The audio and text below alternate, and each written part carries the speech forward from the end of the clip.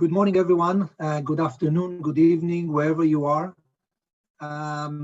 It's a great honor for me to introduce the GRN Soufan Center panel, which has become a tradition in the Global Security Forum, where CTED, those of you who are not familiar with us, is the counterterrorism body charged with promoting and assessing a member states' implementation of Security Council resolutions related to counterterrorism, and the Soufan Center, the host of this event, are joining forces to bring perspectives from around the world.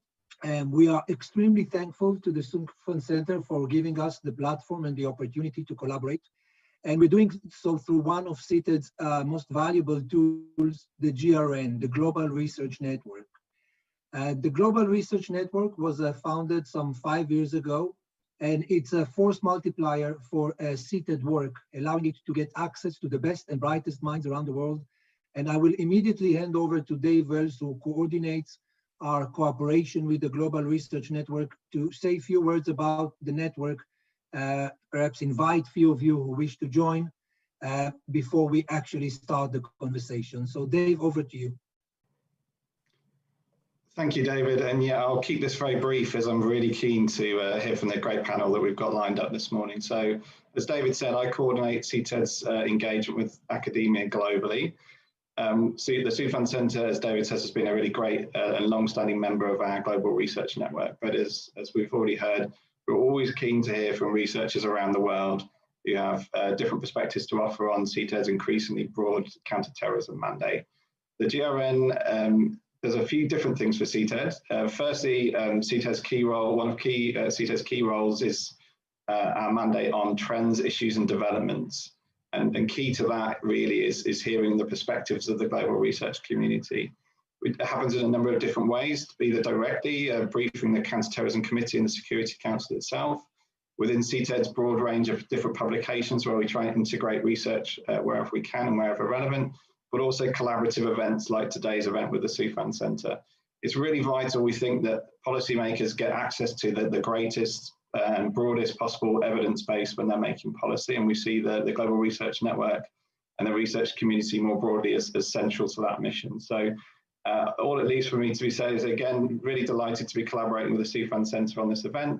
I'm really pleased to have such a diverse panel of researchers from all around the world for you to do this morning. Thank you. Thank you, Dave. And we'll immediately kick off. As Dave mentioned, one of the advantages of the GRN is that it's truly global. And we have today a wonderful group of researchers from different parts of the world and that will share with us what they're seeing in the terrorism scene. And I will immediately move to our first panelist, Raffaello Pantucci. Raffaello is a senior fellow at the International Center of Police Violence and Terrorism Research at Nanyang Technological University, Singapore. He's also a senior associate fellow at RUSI, another member of the Global Research Network, Britain Suburban Terrorists. Raffaello, thank you very much for being with us. I saw that in the last few months you've written extensively on the impact of COVID-19 on recruitment, on the sentiment among young people, and we really would like to hear what you're seeing and what would you like to share with us. Over to you, Raffaello. Well, thank you very much, David, and let me also extend my thanks to the Soufan Center and to GRN for the kind invitation to join you on this panel. David, I heard you kick it off with a good morning. Well, in Singapore, it's good evening. So good evening to colleagues out there who are in Asia, like myself. So I'll keep my comments very brief. I mean, the question of COVID and its impact on counterterrorism and counter-violent extremism is still a very dynamic subject and very open, partially because COVID, of course, isn't behind us. So it's quite difficult in some ways to evaluate exactly what the impact is of COVID on counterterrorism and CVE, because we're still in the middle of dealing with it. So until we really know when we're kind of past it and can see it in the back end, you know, notwithstanding this wonderful news we've heard about vaccines recently, it's difficult to be able to make clean evaluations about exactly what the impact has been. Having said that, I think in some of the research I've been trying to do over the past year as COVID's been unfolding, and as we've all been locked down at home trying to figure out how to do research remotely, there are a few trends I would argue that we've started to pick up.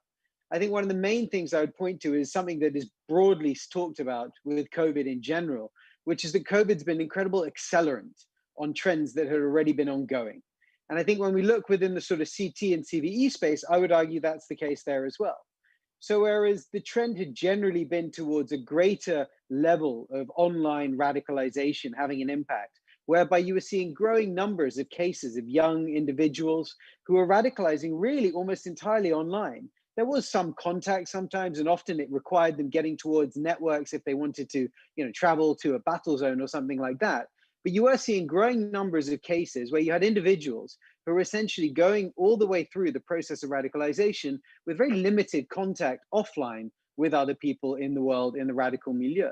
And that trend, of course, has been wildly exacerbated by COVID, with vast numbers of people being locked down, being stuck at home, being unable to sort of get out of, into the ordinary world and do things. And that's meant, individuals who are sort of prone to trying to dig into conspiracy theories or understanding the world through what they see online, we increasingly see an acceleration of that.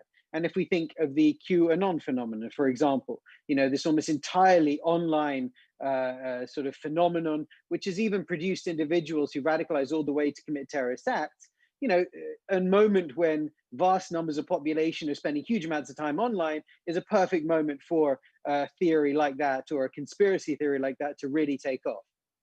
So I think we can say that COVID has exacerbated and accelerated a trend that I would argue was already going on as well. I think another question which we still have to see the full impact of is what is going to be the impact of COVID on exacerbating inequalities within communities and around the world. Now, as we know, these sorts of inequalities are often at the fundament of why people are sort of interested in joining extremist groups in the first place and why they're attracted to extremist ideologies.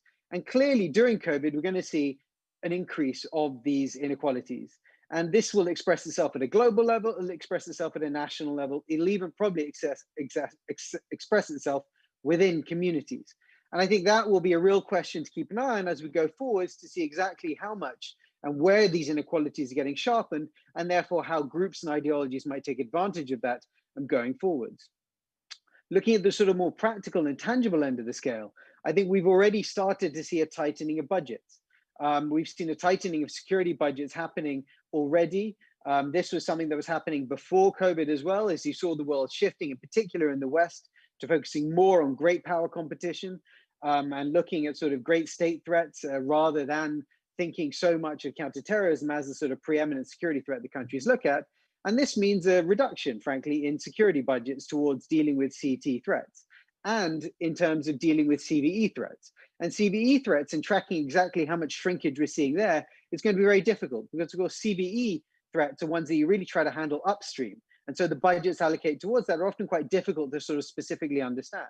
And so I think the shrinking budgets is going to have a practical impact on COVID going forwards, is going to have an impact on our response to dealing with these problems going forwards. And I think managing that and keeping an eye on that particular problem is something that we're going to have to keep an eye on.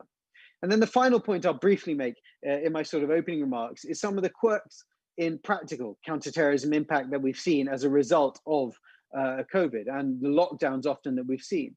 I think one of the first issues we've seen is security forces. On the one hand, we've seen reports that security forces have said actually they see a diminished threat because the terrorist groups that they're looking at, the networks they're focused on are unable to move about. They're unable to do a lot of the activity that they would ordinarily. That makes it kind of easier for security forces. Funding flows in parts of Southeast Asia have been disrupted as a result of COVID.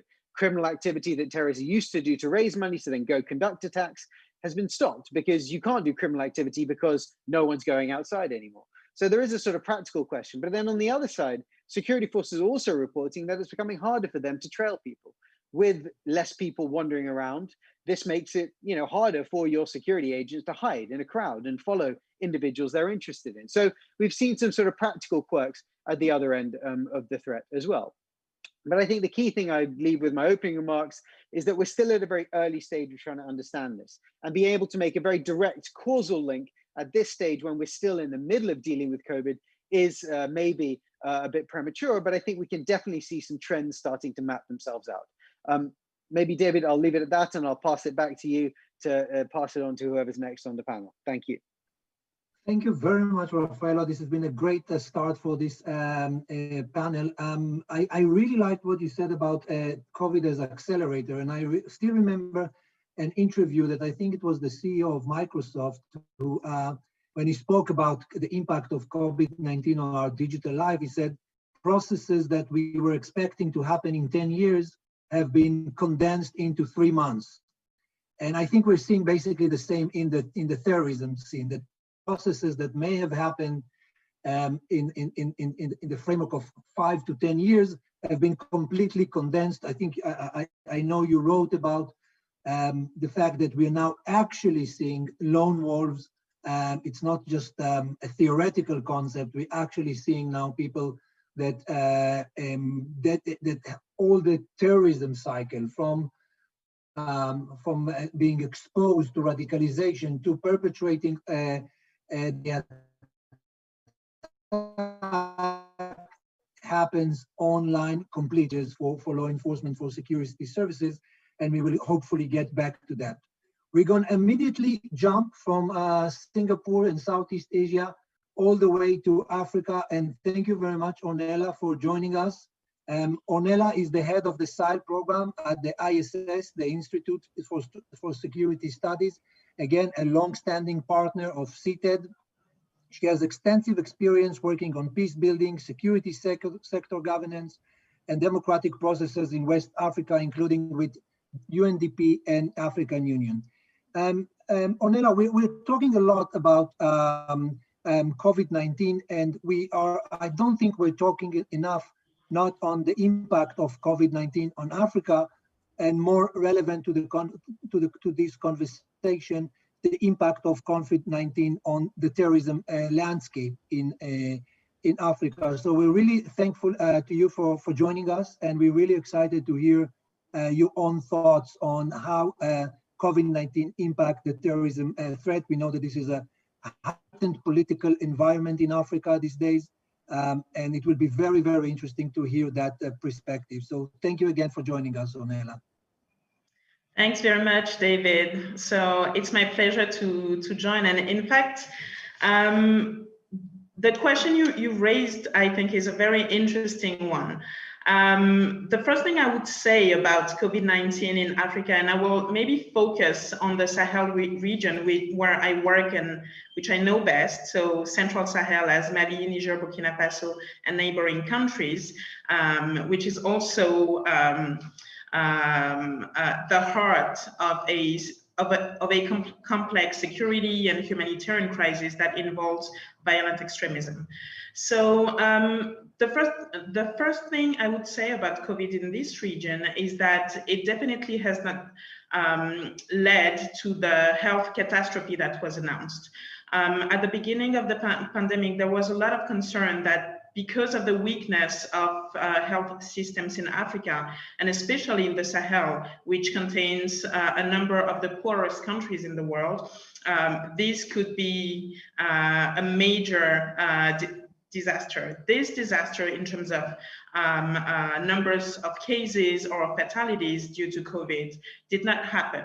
What we did see happen, on the other hand, is a very high toll in terms of socio-economic impact of the COVID. So Raffaello was mentioning this increase of inequalities due to COVID. This is definitely something we're seeing in this region, with an additional 6 million people pushed into extreme poverty just this year due to COVID-related measures. And when I say COVID-related measures, I mean the limitations on citizens' freedoms, on mobility, on economic activity, border closures, and things like that, that had a very strong impact on reducing economic activity.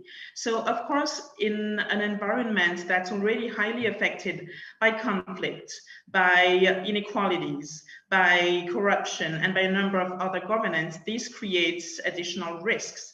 That being said, we also didn't see an increase in violence directly due to the COVID. The question we should be asking ourselves, I think, is whether in the medium to long term, this situation, this COVID situation and the socio-economic impact it's having is not creating more of a fertile ground for violent extremist groups. And this, I think, is a major concern.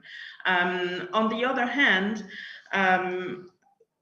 looking at the counterterrorism aspect of things, we have on the ground a number of forces in the Sahel. Some analysts have even called this the traffic jam of security actors, with a UN mission, French troops deployed, a number of European troops deployed, Sahel troops deployed themselves, Sahel troops deployed each on their side and together within what they call the G5 Sahel Joint Force, and a number of other actors. So there is a lot of boots on the ground, but violence against civilians remains extremely high. In fact, it's been higher this year, even just in the first 8 months of this year, January to August, than in any full year in the previous 10 years. So we do see an increase in conflictuality that can't be directly linked to COVID, but that coincides with the COVID period. In this context, one of the impacts we've seen of COVID on counter-terrorism is the fact that it has led some of the military cooperation actors to go back to their countries, essentially. So actors like the EUTM, for instance, which is the European Union training mission with a mandate to help build the capacities of the military here in Mali, have had to withdraw for a moment. This happened with a number of other forces. And this roll down, of course, has had an impact on the operational capacity on forces on the ground. At the same time, this, I think, could be seen as a challenge as well as an opportunity. There has been a discussion on the table for a long time in the Sahel about the need to de-zoom from the counter-terrorism focus and to expand the tools that we use to fight insecurity in order to better include protection of civilians. And this, I think, is an opportunity we have. Civilians are the most affected by COVID, as well as by communal violence, as well as by the geographic expansion of violent extremist groups. So this is our chance maybe to rethink, based on the tools that we now have on the ground, what we can do to improve the protection of civilians. This in turn will likely deliver counter-terrorism and counter-violent extremism outcomes, in the sense that populations that feel less exposed, that are better protected, are also less likely to join groups. What ISS research, one of the things that ISS research in the Sahel clearly demonstrates is that self-protection, or the will to protect your family or your livelihood, are at the top of reasons that push people into joining these groups. We hear a lot that people join because of a lack of employment. What our research shows actually is that generally, people tend to join because they want to protect existing livelihood, not because they don't have any. So these, I think, are some of the points we should keep in mind, and maybe I will keep it to that for now. Thank you. Thank you very much, Ornella. It's been fascinating. One of the biggest advantages of the GRN, the way we see it, and Dave elaborated on this, is that it allows all of us who are online here, but for us, most importantly, the Security Council Counterterrorism Committee, to get access to trends that are now beyond the horizon, that people are not actually seeing them, but by researchers like you that are able to de-zoom or are able to give us the conversation in the right direction. And you said a few things which are extremely important to the conversation on violent extremism globally. 6 million people pushed under extreme poverty line is not good news for anything, but it's not all, it's bad news for anyone who understands counterterrorism and the links that also Raffaello mentioned between inequality, poverty, frustration, boredom, unemployment, and the way the terrorist organizations are so easily manipulating them in order to get a new recruit. So we're having here a new mix, and in Africa that is becoming more and more digital. The ingredients for a wave of violent extremism perhaps are planting today, and this is a very important message that I hope will come out of this discussion to the many policymakers who are listening to us. We in continuing our global tour, we will jump immediately from Africa to Central Asia, and we are very delighted to have here Yulia Denisenko, who is the director of the Asia Group Foundation, another important member of the GRN. Thank you, Yulia, for being with us. Yulia has 15 years of experience in the fields of CVE and de-radicalization in Central Asia. She has been focusing on the rehabilitation and reintegration of family members of foreign terrorist fighters. We also have with us Nurlan Abidayev, who is a legal expert at the Asia Group Foundation. Nurlan here wears two hats. One of them is that without interpretation capabilities in the Zoom platform, we will hear Yulia's speech in English via Nurlan, and I apologize, Yulia, for not being able to offer interpretation services for this event. But Yulia will then participate in the conversation either directly and or through Nurlan. So over to you, Nurlan and Yulia. Thank you so much for being with us, and we really look forward to hearing your thoughts. Thank you too. Thank you very much, sir. Good morning, dear participants. On behalf of the Public Fund of Asia Group, which is based in Kyrgyzstan, I would like to thank all of you for the invitation to the forum. This is a very big honor for us to participate and share our experience and gather other useful experiences from different professionals. I will try to use my time very effectively, therefore several things I want to mention at once. So firstly, of course, we are absolutely agree with our previous speakers. The COVID-19 pandemic time is very affected and has impacted for our discussed topic. And in this framework, we would like to draw your attention for rehabilitation and repatriation process. If you know, Central Asia nowadays is a leader of the number of returned citizens from the war zones in Syria and Iraq. Almost 900 people was repatriated. The most amount the repatriators are children and women. However, there are several amount of men. So all of them nowadays have got the chance to start a peaceful life. And in this situation, we need to act quickly and almost blindly and random, because as we know, there is no effective rehabilitation program that has been proven in the world. Unfortunately, this is a fact. So if we take the wrong step now, thousands of people could suffer tomorrow. In our program, like most our colleagues abroad, we focus on primary profiling and the study of personal risk factors.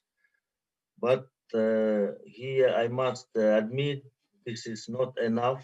If out of 10 clients, one, if will return down the ideas of violent extremism, it will be already achievement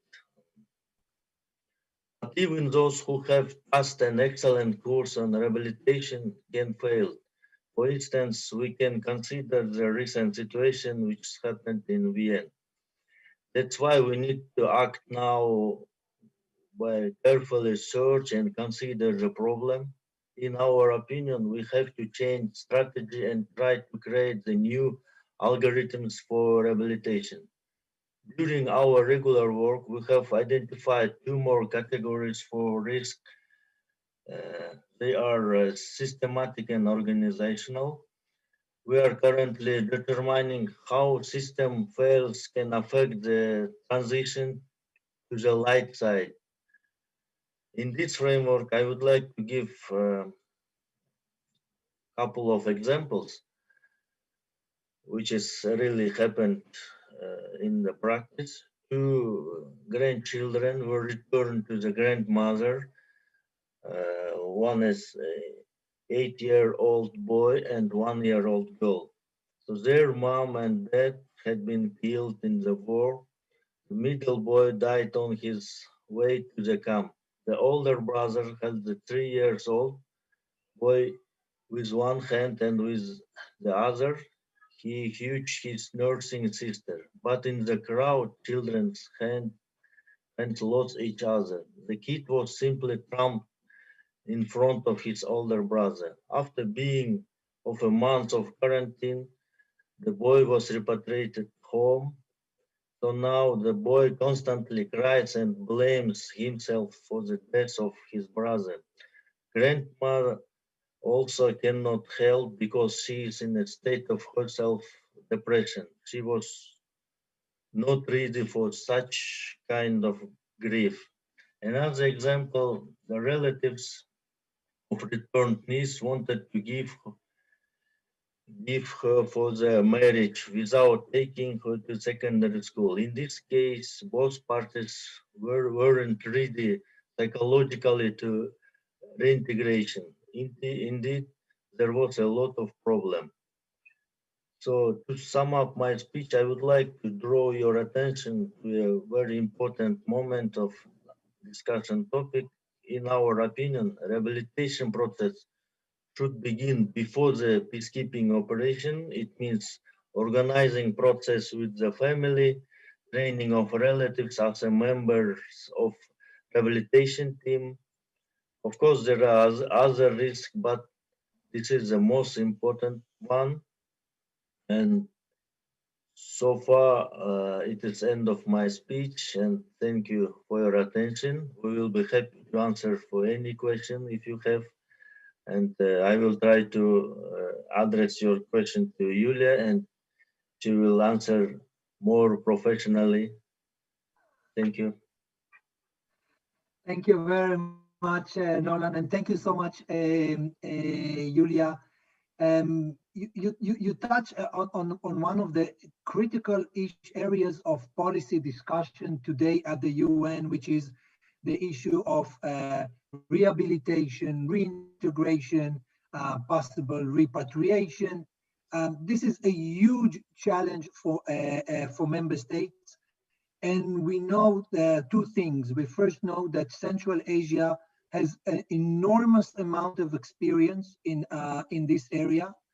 Therefore, the work of researchers who are able to look at what policymakers are doing and give all of us an independent research that says this works well, this doesn't work well, is of an extremely important value. Which brings me to a question that I would like to pose first to all three of you.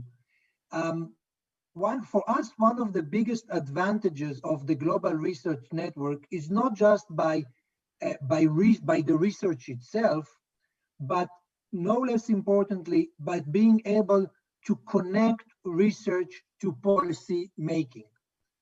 And if I want to, if I am taking for a minute carrying the head of a policymaker who listens to our conversation, probably the question that he or she is asking himself that right now is, how does that impact my policy? If I'm now sitting in a discussion in the Security Council, in the General Assembly, in a regional organization or in a government, all your insights. And I want to go with all of you with the same question, basically. And I hope we will have another round, but if not, I think that will be enough to justify the panel. If you were to give one policy advice to policymakers around the world based on your own research, what would that be? And perhaps we would start with you, Nerlan and Julia. You've been a patient to listen to the others, so I want to start with you. Central Asia has enormous experience with repatriation, with reintegration, with rehabilitation. If you were to give one policy advice to policymakers who listen to us, what would that be? Thank you. So I would like to address this question, Юля. Юля, пожалуйста, дайте пример, как может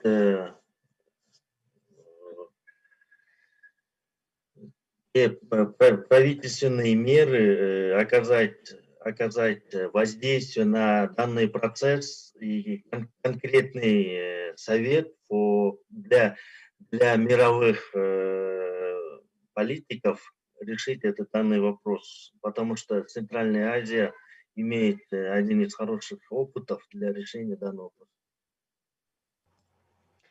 Спасибо за вопрос, Дэвид. Я постараюсь очень кратко, тезисно на него ответить.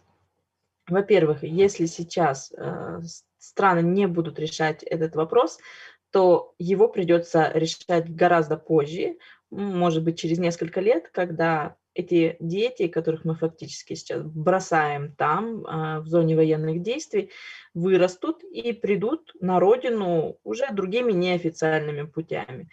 Тогда проблем будет намного больше. Сегодня мне хочется верить, что ни одна страна не способна бросить на произвол судьбы своих граждан, в том числе маленьких детей, которые ни в чем не виноваты.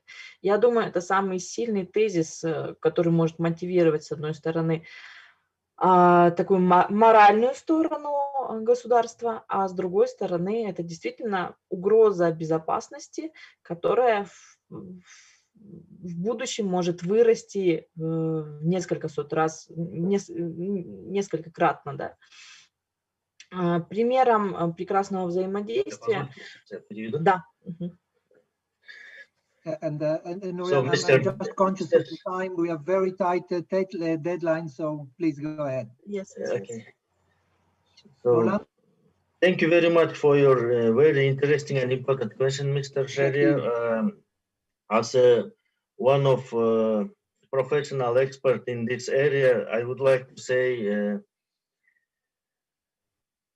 any kind of government policy should be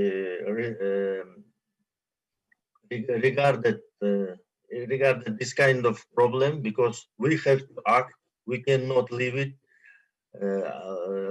And if we will not do anything, our citizens, especially children, will grow up there and they will mostly affected by bad ideas to fight, and they will return. Anyway, they will return. So that's why we have to act and create most important plan how to do and share our experience how to prepare the algorithms for reintegration.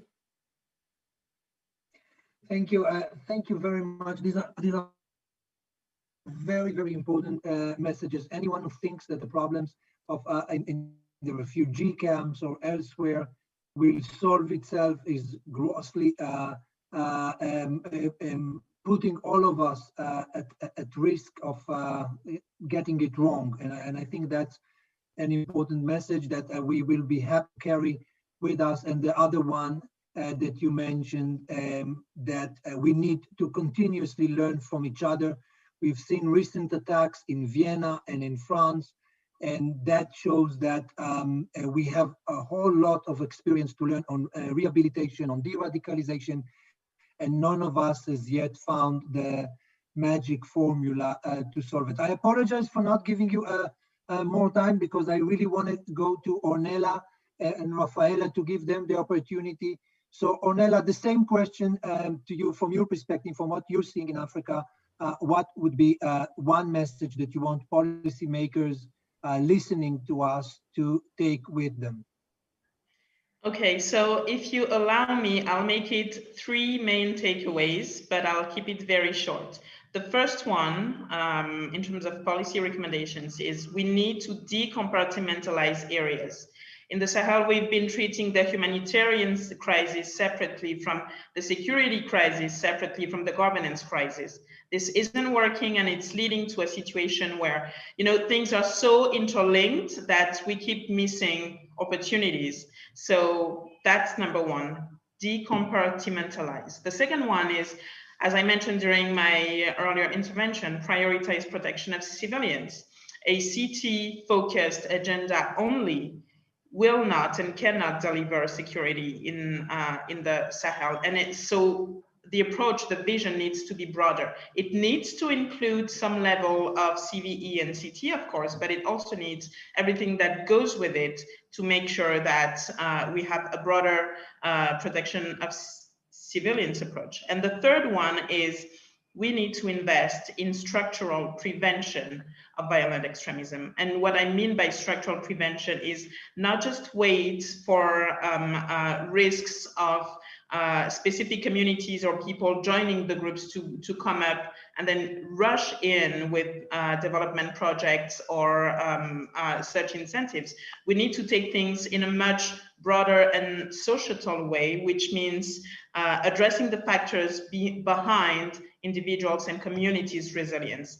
This is the reason why I mentioned poverty. This is the reason why we should also be looking at things like land management issues. So again, we need to take a governance focus approach. Thank you very much, Ornella. My job is to make the life of all of you hard, and I'm gonna pose immediate follow-up question to this. This is a time of constraints, and we all mentioned it, that one of the changes we're going to see is less government resources being allocated to deal with the structural issues that you highlighted as key ingredients to reducing the level of violent extremism in Africa. With government resources are so stretched, how do you see governments in Africa reacting with very limited resources to issues like the ones you mentioned, dedicating resources to PVE, to inequality and poverty? Very quickly, because I really want to get Rafaela too before our time is ending. The resources are limited, but actually it may not be so much about how much we invest as about how we invest it. So it's not a matter of increasing resources necessarily, although that would be welcome, but it's mainly a matter of making sure that we're making smarter choices about where we're putting our resources. And a very good example for that, in just 1 minute or even less, is Burkina Faso, where we have seen an increase, a big increase of hard security expenses within national budget over the last few years, but this has not delivered the required return on peace and security. At the same time, we have seen a school crisis that made things worse. We have seen the COVID crisis that made things worse. And now we have in Burkina Faso a country that has over 1 million IDPs, for instance. Again, it's a matter of where we decide to invest, what the little we have. Thank you so much. And now back to you, Rafaela. We started with you.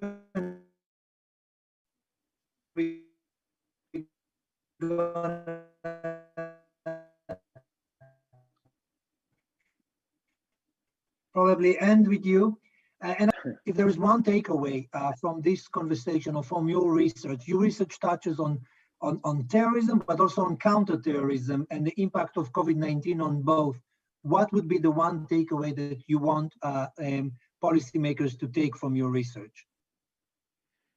I mean, it's you're asking an incredibly difficult question, of course, because of course for research everything is incredibly important. You can't distill it down, but to try to distill it down to one issue in particular, I know, and it's great. I appreciate you kept us all on track, but I think to sort of drill it down and to focus in particular on Southeast Asia and South Asia, where I'm based at the moment, where I've been doing work at the moment, and researchers I've been interacting with out here. In some ways, it echoes what Ornella was just talking about. But I would say the big issue I would say that people here maybe aren't totally focused on and probably should focus a bit more on is community tensions, and community tensions that are being made worse in the wake of COVID. And you can see this in all sorts of different spaces in terms of political parties who are sort of, you know, already have a habit of sort of fueling tensions as part of their kind of political rhetoric. That's been made infinitely worse during this period. You've seen instances where communities have been blamed for problems. In some countries in South Asia in particular, we've seen instances where, you know, Muslim communities have been blamed for the problem, you know, and so they suddenly become, you know, then the sort of bigger community tensions that are generated from that, which ultimately will steer people towards violent extremism, are being exacerbated as people react to COVID. So I think community tensions is something that in Southeast Asia and South Asia in particular has been, you know, a problem for a while, and it's a problem we all know about. But I think it's something that's getting slightly worse. And I think with the kind of shift in attention, you know, both in foreign governments, but also in local governments looking towards healthcare, or towards not really paying attention to these issues that anyway, they're always a bit questioning about whether they should be worrying about them so much. You know, that I think is going to be something which is going to sow seeds, which frankly are going to produce problems sometime in the near future. So I would say community tensions within a kind of South and Southeast Asian context is something that I think policymakers should really be paying attention to, because they are getting worse. And I think they're going to be getting worse as a result of the fallout from COVID. And that's where future problems may emerge. I think you touched on a topic that we haven't discussed enough. After all, we had only 45 minutes for this, but we could have dedicated a whole session to this issue of how COVID-19 impacts communities around the world. And not being shy of self-promotion, I would say that CTED produced two excellent reports by Dave and his team on the impact of COVID-19 on a specific ideology, the extreme right wing, or it has other terminology that is being used. And we have seen exactly that in times of pandemic, immediately all demons come back to new and get new life. And you could see that in all over the world, wherever, if it's in a Muslim community in India, as you mentioned, or it could be Jews or Asian Americans in the US, and all over suddenly those demons are coming back and old myths are getting a new life. This is a very, very risky direction that pandemics such as COVID-19 can lead communities. And Julia, on her side, also highlighted the importance of community when you speak about rehabilitation and reintegration. You cannot do it outside the context of a healthy community that is willing to absorb back young people who went to Syria, Iraq, or elsewhere, and now need back the community. So if the message of our community is extremely relevant to the context of violent extremism, CVE, certainly PVE that you, Ornella, mentioned, and in general, we encourage, and the Security Council encourages member states to take a whole of society approach. And we've seen that in every part of the world, in different parts of the world, the role of community is extremely important to making sure that people are not radicalized, or when radicalized, can be brought back into the community. I think our time has ended, and I want to give back the microphone to our friends at the Soufan Center with another opportunity to first thank all three of you, Raffaello, Ornella, Julia, and Nolan. Thank you also. Thank you, Dave, and his team for doing such great work on promoting the GRN. And all of you who are interested in becoming part of the GRN, please reach out to us. We want to make it a truly global network. Back to you, to the Soufan Center, and thank you all for being with us. It's been a great panel. Thank you.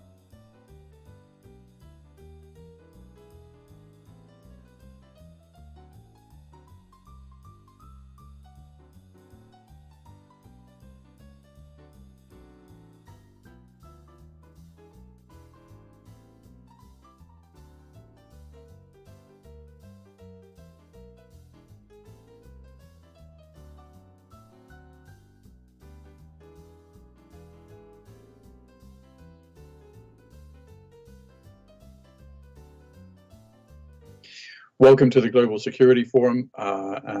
We're talking with Ambassador Sales, who's run the Counterterrorism Bureau at the State Department since the beginning of the Trump administration. Thanks to the SUFAN Group for enabling this discussion. Ambassador Sales has recently also taken on the additional responsibility of being special envoy to the Global Coalition to Defeat ISIS. And so we'll jump right into it. Ambassador Sales, thank you for making the time. I know it's a busy time for you. Well, it's a pleasure to be here, Peter. Thanks so much for having this conversation. So let me sort of start on a sort of, let's zoom out a little bit. And, you know, 2021 will be the 20th anniversary of 9/11. It will also be the 10th anniversary of the operation that ended up killing Osama bin Laden. One of your colleagues, Chris Miller, wrote in the Washington Post relatively recently that Al-Qaeda was sort of on the verge of defeat. I mean, how do you assess where we are? Give us a sense of what you think has really worked, what we could have done better, and what the prognosis for the future is. Well, I think Al-Qaeda is on the ropes, no doubt. We have decimated their senior leadership cadre over the past 20 years, leaving core Al-Qaeda leadership really a remnant of its former self. But we also know that Al-Qaeda is a group that's capable of evolving and adapting, and that's what we're seeing. We're seeing the group increasingly rely on a global network of branches and affiliates. Examples include Al-Shabaab in Somalia, JNIM in West Africa, and others as well. These groups are continuing to fight with a fair degree of operational autonomy without getting the message that Al-Qaeda has been eviscerated.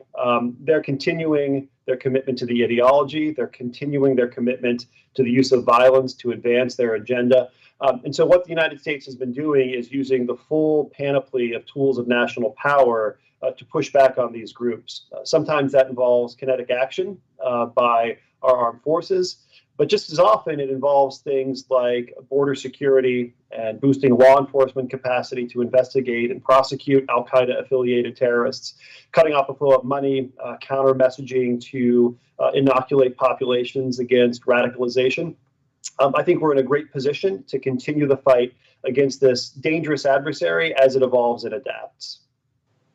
Well, on Shabab, you know, actually one of the striking things with the Trump administration is the kind of you mentioned the word kinetic action. I know you can't get into a lot of details necessarily, but the amount of the strikes that have taken place in Somalia have really dramatically gone up against Shabab during the Trump administration, at the same time that strikes in Pakistan, for instance, have really almost ceased.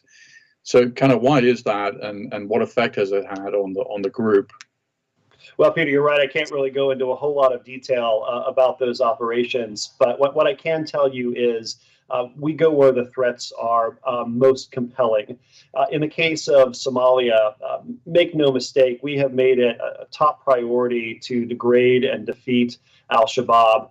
And it's important to keep in mind that those efforts don't just involve the sorts of kinetic action that they make movies about or that you read about in the newspapers.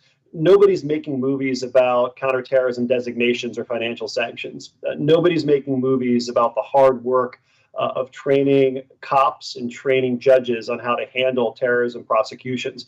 But I can tell you, those really are the front lines of the counterterrorism fight in Somalia and elsewhere. We're going to keep the pressure on Al-Shabaab, again, using all the tools of national power, because what we can't afford is for Shabaab to continue its aspirations to conduct external operations, destabilizing the region. Our partnership with Kenya is a rock-solid partnership. It is really the core of our strategic relationship with East Africa.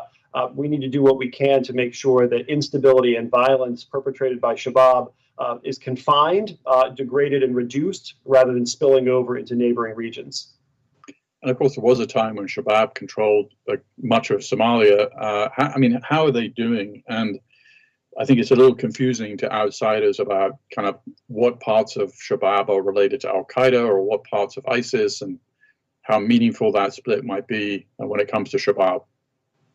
Well, I think the group sees itself as one of Al-Qaeda's most successful and most important affiliates. It is the terrorist group that displaces the most water in Somalia. Of course, there's an ISIS presence in Somalia as well, but it's really Shabab that has the outsized presence in terms of number of attacks committed and aspirations as well as membership, as well as resources. And that's why the administration has focused so directly on rolling it back, degrading it, and ultimately defeating Shabab. Again, Al-Qaeda core, it's a remnant of what it was in the pre-9/11 era, in the immediate aftermath of 9/11. But what we're seeing is groups like Shabab rising up around the world to carry on the Al-Qaeda legacy in their regions. So mention of Al-Qaeda Central, if Ayman al-Zawahiri was to sort of retire or resign or get fired or die or whatever, what is the succession plan for, Hamza bin Laden is dead, Saad bin Laden is dead, so these and they were playing kind of Division B roles in Al-Qaeda, but would Saif al-Adil take over? Who might take over, and does it matter? I don't think we really know. I'd be happy to sit down with Zawahiri and ask him that question if I were accompanied by some of our nation's finest warriors. I don't think it would be a very long conversation. But there's a sense in which the question of who leads Al-Qaeda core matters a little bit less today than it did a decade ago, certainly 2 decades ago, precisely because of that shift in organizational structure that I mentioned a moment ago. What we've seen is a sort of devolution of authority from Al-Qaeda core to the branches and affiliates, whether it's Shabab in Somalia or JNIM in West Africa, AQIM in North Africa. Those branches, I think, have an increasing amount of organizational autonomy to develop attack plans, to set strategic objectives. And the United States is adapting as well. We are taking the fight to those organizations, again, using not just kinetic force, but using diplomacy to mobilize international coalitions and really investing in capacity building efforts so that these states on the front lines are able to defeat these threats on their own and not have to continually rely on the U.S. or other partners for assistance. Yeah, which raises an interesting question. I mean, Al-Qaeda kind of came to the fore with a kind of far enemy strategy attacking the United States. And you're describing, I think, something that looks more like reverting into let's attack the near enemy. It's easier to do. I mean, do these groups have the intention or the capability? Obviously, those are two very different things to really threaten American interests or the United States itself. And maybe we could kind of go around the horn and talk about these groups individually. So obviously AQAP seemed to have at minimum, not necessarily directed the attack in Pensacola, but certainly was cognizant of what was happening when the Saudi military officer killed 3 sailors in Pensacola pretty much a year ago. So what can you just kind of give your thoughts on what the capacities of each of these other affiliates other than Shabab are? The Khorasan group in Syria was a big deal several years ago. It seems to have been mostly expunged. So if you could give us a little tour of the world, that would be very helpful. So I hate to disappoint, but I don't think I'm going to be able to answer that question in the level of detail that would be of interest to you or to our viewers. What I can tell you is I think we have to take our enemies at their word. They certainly have the intent to hit the United States, to hit Western Europe, to hit friendly partner governments around the world. We have to prepare for the possibility that they would be able to put deeds behind the words. And so how do you do that? Well, the United States military can't be everywhere in the world at once. We have to prioritize the worst of the worst threats while also being mindful of the need to focus on the rising era of great power competition. And that's really where the State Department comes in, because our role as diplomats is to mobilize coalitions of like-minded states, not just Western Europe and Five Eyes partners, but also some like-minded states that are on the front lines in North Africa, in West Africa, and East Africa, in and around the Middle East. And what that looks like is boosting the ability of these countries to really stand on their own 2 feet. We want them to be able to investigate crimes and prosecute those crimes just as well as an assistant U.S. attorney in the Eastern District of Virginia could. We want them to be able to track financial flows throughout their financial systems in and out of their banks so that they can interdict licit or illicit front companies operating for terrorist groups. We want them to be able to engage in the battle of ideas so that they can deliver effective counter messages that can inoculate vulnerable populations against becoming the next generation of terrorist operatives. So we know what Al-Qaeda's ambitions are.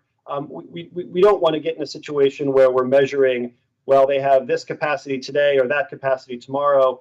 The goal is to prevent them from developing that capacity in the first place. And that's why the State Department's capacity building and diplomatic engagement is so important, because it's once we've gotten to a drone strike, there are a whole series of opportunities that have been missed to prevent an attack from happening, to prevent a group from arising. These capacity building efforts and diplomatic efforts that I'm talking about are really at the front end of the life cycle of a terrorist enterprise. And that's why they're so important, because they enable us to deliver a decisive action before it becomes too late. Well, switching gears a little bit, then, you're in charge of the global coalition to defeat ISIS. Obviously, ISIS did suffer a pretty catastrophic defeat geographically. How would you assess where they are now in Iraq and Syria? I know that you're doing work in West Africa, so perhaps you could tell us a little bit about both of those. Well, I guess I would say that ISIS is on a losing streak, but there's still a lot of game to be played, a lot of time on the clock. So they've suffered a pretty devastating defeat with the loss of their so-called caliphate in Iraq and Syria. They've suffered a pretty devastating defeat with the removal of their so-called caliph al-Baghdadi a year ago.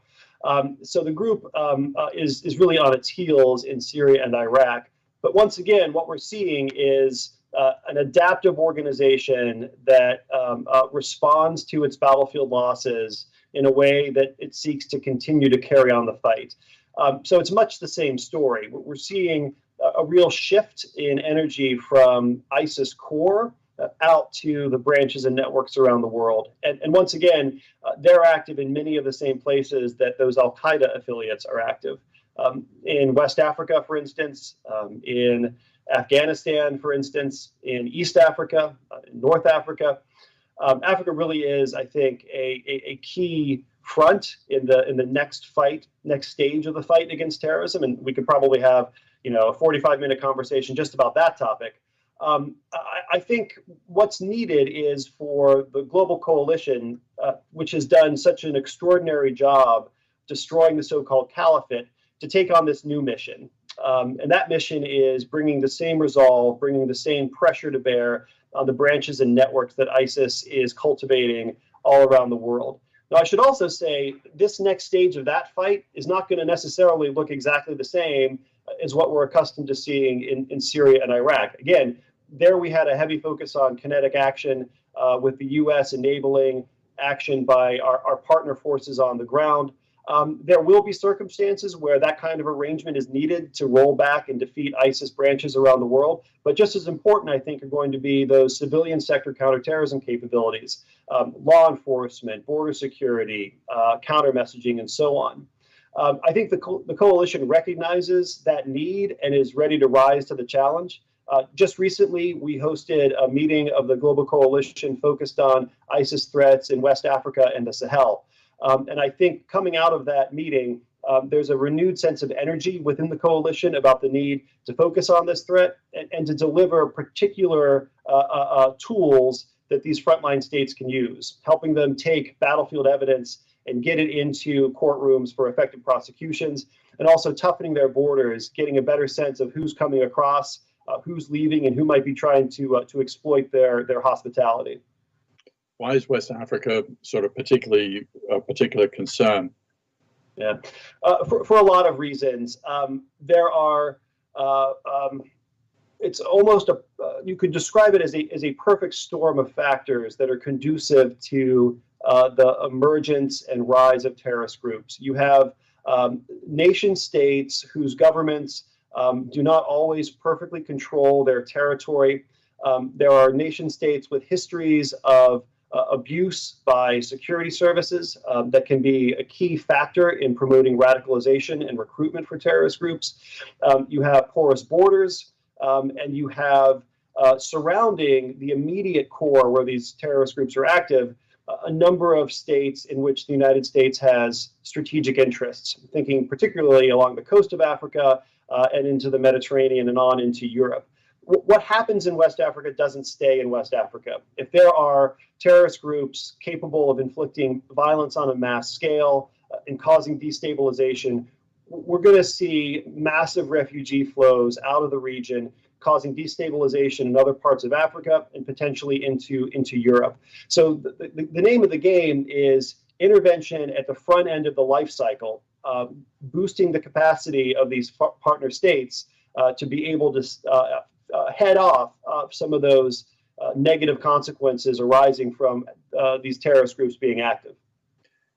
Have terrorist groups benefited or not benefited from COVID, and how is your job made more complex? I mean, obviously, in a different era, we would be having this conversation in person, perhaps in Doha, where the Global Security Forum is usually held. So first of all, are terrorist groups affected in any way? And secondarily, how is your job personally affected?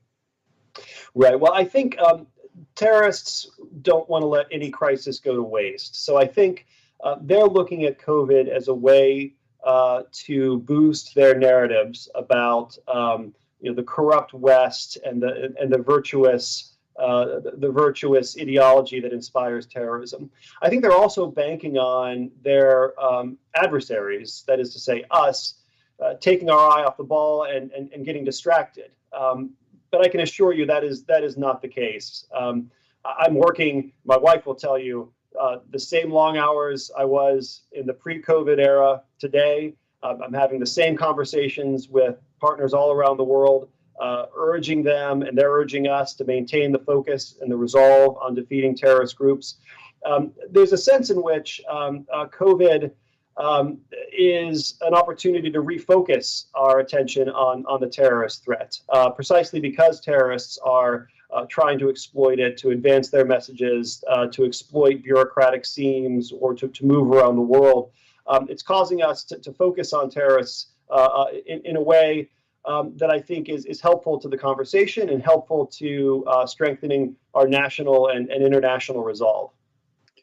One of the thorniest problems I know you have is the question of repatriation of families and fighters who are now held by the Kurds and that were part of ISIS or remain part of ISIS. How's that going? I mean, we obviously had the welcome development of the two so-called Beatles being finally extradited to the United States for the murders of Jim Foley and other American citizens. But that was, I guess, kind of unusual. We still have. Can you give us a sense of the scale of the issue and kind of what you've been able to succeed in and what you have not been able to succeed in? Well, Peter, it's a pretty significant problem to this day. We assess that there's about 2,000 foreign terrorist fighters who've been captured in Syria and are currently in the custody of the Syrian Democratic Forces, our Kurdish partners on the ground, who played a key role in rolling back and ultimately defeating the ISIS so-called caliphate. In addition to the 2,000 foreign fighters, and I should say they really come from all over the globe, a handful from the United States, a much bigger handful from Western Europe and Central Asia, a lot from North Africa. We assess that in addition to the 2,000 fighters, there's another 70,000 or so family members from Western Europe, Syria, Iraq, and indeed the rest of the world. Keeping them in camps in the desert, keeping them in makeshift prisons in the desert is no one's idea of a long-term solution. What we need to do is make sure that these fighters are never able to return to the battlefield. That's not going to happen if they're in a makeshift prison that used to be a school. What we need to do is make sure that the children and the other family members in these displaced persons camps are not continually subjected to radicalizing ideology. The only way to accomplish this is for them to be repatriated to their countries of origin. And if a fighter's committed a crime, that person needs to face justice. And if a family member has been exposed to the toxin of ISIS ideology, they need to be rehabilitated and reintegrated into society. That can't happen as long as countries continue to look the other way and hope for the best. Now, we have had a number of successes in repatriating fighters and family members. I would just say the United States in particular has been leading by example. Some time ago, the Justice Department put out an announcement clarifying that every single American citizen against whom they have criminal charges in Syria for supporting ISIS allegedly has now been brought back to the United States and will face criminal charges. We've also brought back a number of minor children and family members, many of whom were taken to Syria or Iraq by family members against their will, and we're working to reintegrate them here at home. We need to see more countries following that example. A number are, make no mistake, countries like Kazakhstan, some countries in the Gulf, some countries in North Africa, they all recognize the problem. They all agree that the use of law enforcement tools to take these fighters off the battlefield for a long period of time is the best way forward. But frankly, we need to see more countries step up, and that includes some of the United States' closest traditional allies. So have any Western countries really stepped up? A couple have, yeah. The United States, for one, but in addition, Italy recently announced that they had repatriated several fighters and family members from Syria. We commend our Italian allies for their leadership in Europe. And there are limits to what I can say in terms of naming names, given the sensitivities in some countries. You're not really in a position to provide more detail about operational matters. But I can tell you that the United States has assisted a number of countries around the world with repatriating their citizens, and it's a standing offer. We're ready to assist any country that wants to move forward. Give us a call, and we'll find a way to make it work. I mean, the appeal of the ISIS ideology seems to have more or less collapsed in the United States with the collapse of the caliphate. I mean, you're seeing, we did have the attack in Manhattan back in was it Halloween 2017 with the Uzbek legal permanent resident who killed 8 people on the bike path. But that's kind of exceptional compared, But we have seen now in France these ISIS-inspired attacks by people who really have nothing to do with the organization.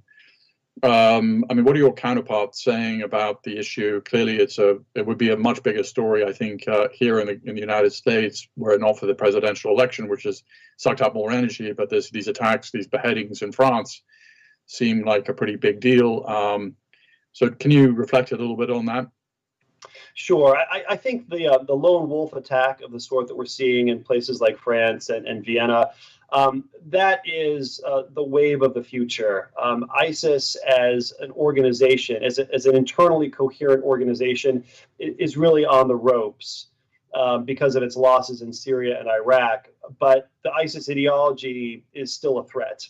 And we see that every time there's a lone wolf terrorist attack around the world. Here in the U.S., we're no stranger to this. We've suffered attacks by terrorists inspired by ISIS, including I think it was October 31st of 2018 or 17 in New York City. So we're no strangers to this. But I think what you're seeing in Europe is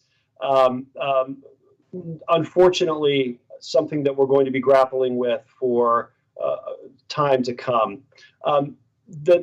What we need to do to get ahead of this problem set is we need more information sharing, transatlantic and within Europe. We also need to do a better job of creating. So what we're seeing is in many cases attacks on soft targets.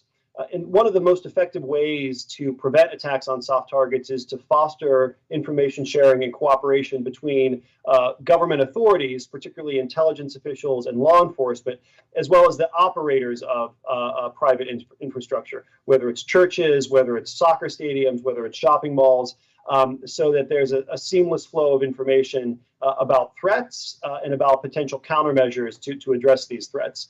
That's the sort of work that we've been doing here in the United States, and we've also been working to internationalize those best practices. I don't think it's a silver bullet. There's always going to be a cohort of radicalized individuals who can pick up a butcher knife or rent a car and do great violence with it. But what we can do is be better prepared for those eventualities and prevent as many of them as possible from happening, and be in a position to respond in real time to suppress attacks so that we keep the violence, we keep the bloodshed to the absolute minimum if and when it does occur. So the main vector of this radicalization of lone wolf terrorism is obviously the internet, which sort of that raises the question, how would you grade the social media companies? Clearly there's a big problem of volume. I mean, I think there's like 400 hours a minute uploaded to YouTube every, just the volume is just staggering, and Facebook has brought on thousands of people to try and take down violent messages in all sorts of different languages. But I mean, are they doing enough? Could they ever do enough? Are they cooperative? Do they hear what your concerns? And a sub part of that is, some of the social media companies are obviously not based in the United States, and Telegram is used by ISIS based in Berlin. So maybe also reflect a little bit on kind of what social media companies outside the United States are doing or not doing. So what grade would they get? I don't know. Can I grade on a curve? I guess I'd say they're not getting an A, but they're not getting an F either. I think the industry was a little slow to recognize the scope of the problem, but my sense is that Silicon Valley is seized with it today. They formed an organization called GIFCT, the Global Internet Forum to Counter Terrorism, which is intended to promote best practices and information sharing with respect to the removal of violent or radicalizing content. And I think they do a pretty good job of responding when presented with a request. Here is a video of a beheading, please take it down. Of course, by the time you've made that ask, the video has been circulated 100,000 times and downloaded onto a bunch of different servers. So the horse has left the barn. So I think what Silicon Valley is looking at, in addition, is taking the human element out of it and relying more on automated systems that are capable of identifying problematic content. And again, what we mean by problematic is not stuff that's protected by the First Amendment. Odious though it may be, people have the right to say what they will, as long as it doesn't rise to the level of constitutionally unprotected speech. What we're talking about is gruesome beheading videos, calls to specific acts of violence, and so on. And I think Silicon Valley recognizes that they need to do a better job of developing the automated systems that can flag this stuff, because no human being is ever going to be able to keep up with the volume and pace of problematic content that gets posted. We really need to rely on cutting-edge technologies to serve as the option of first resort. Could they do better? Absolutely. And I think if you ask Silicon Valley, they would probably give you a similar answer. Yeah, we need to do more. I guess the last thing I'd say on this is, how do you prompt them to do more?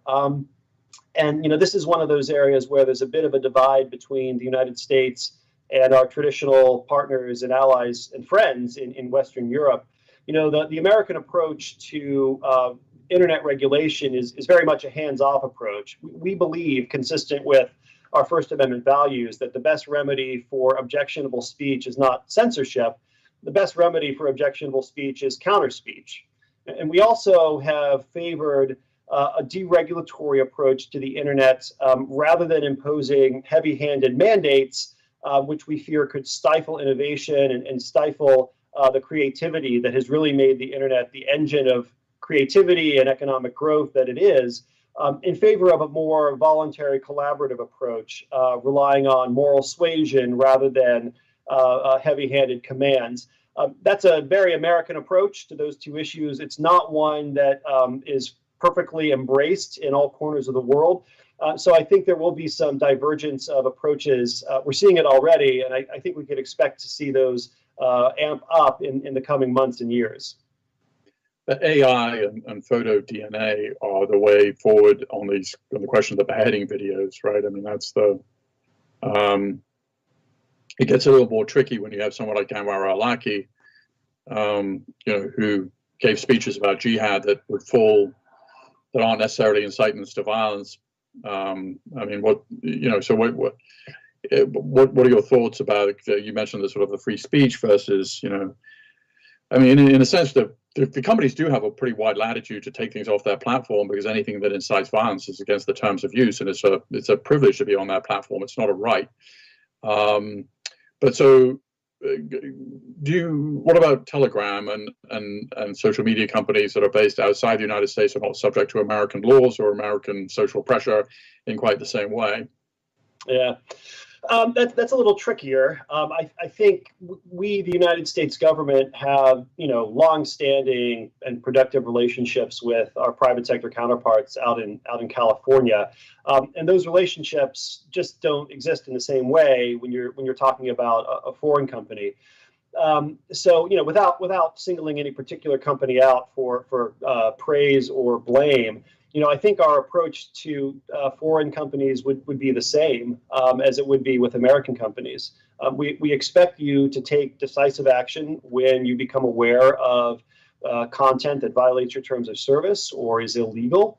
And more than just take decisive action when you become aware, but develop mechanisms for researching and investigating whether there is problematic content on your platform. And I think we'd also ask, please cooperate with law enforcement authorities at home or here in the United States. If we have an ongoing investigation, we expect you to be good corporate citizens and help us solve terrorist crimes that have been committed in the past, or even better, prevent terrorist crimes from being committed in the future. The State Department, where you sit, is in the middle of a negotiation with the Taliban about essentially withdrawing American forces, and we've had kind of mixed messages from Robert O'Brien, the National Security Advisor, General Milley, the chairman of the Joint Chiefs, and the president himself. Variously, some have said we're going to be gone by Christmas. No, we're not going to. We're going to be kind of conditions based, according to Milley, and Robert O'Brien has said we'll be down to 2,500 by early 2021. Without getting into the details of that necessarily, the balance against that is the UN report relatively recently that really said that Al-Qaeda and the Taliban remain pretty joined at the hip, which would seem to undercut one of the main premise of this negotiation, which is that in fact the Taliban are sincere when they say, at least in Doha, that they plan to abjure Al-Qaeda and all its work. So where do you come down on all that? Well, on the troops, that's well above my pay grade, Peter. So I'm gonna sidestep that one. But what I can tell you is that the terms of the agreement that was negotiated with the Taliban 9 months ago in February, the terms are perfectly clear, and we expect to hold the Taliban to their word. The terms are make a clean break and provide all requisite assurances that terrorist groups will have no safe haven on Afghan soil from which to operate, particularly against the United States or our interests in the region or our partners. We have made commitments to the Taliban. The Taliban have made commitments to the United States, and we expect them to live up to their obligations. And the Secretary of State has been perfectly clear that any future action by the United States in terms of implementing various other portions of that deal are entirely contingent upon the Taliban living up to the commitments they have made to us. So we're going to be watching this very closely. There's the old Russian proverb or saying, I should say, from the Cold War: trust but verify. In this case, it's just verify. We're going to be watching very closely to verify that the Taliban are living up to their word. Mention of Russia, switching gears a little bit, the Russian imperial movement. Who are they? What did you do, and why? Well, that was a great transition. We couldn't have planned it any better. Yeah. So Peter, the Russian imperial movement is a St. Petersburg-based terrorist group that we sanctioned under our domestic counterterrorism authority several months ago. RIM, a Russian imperial movement, is a white supremacist group. It's a racially and ethnically motivated terrorist group that conducts training in which it trains like-minded radicals to commit acts of violence. And indeed, RIM-trained fighters have gone on to commit bombings and other acts of violence in Europe. So we sanctioned them, as naming them a specially designated global terrorist organization several months ago for a simple and straightforward reason.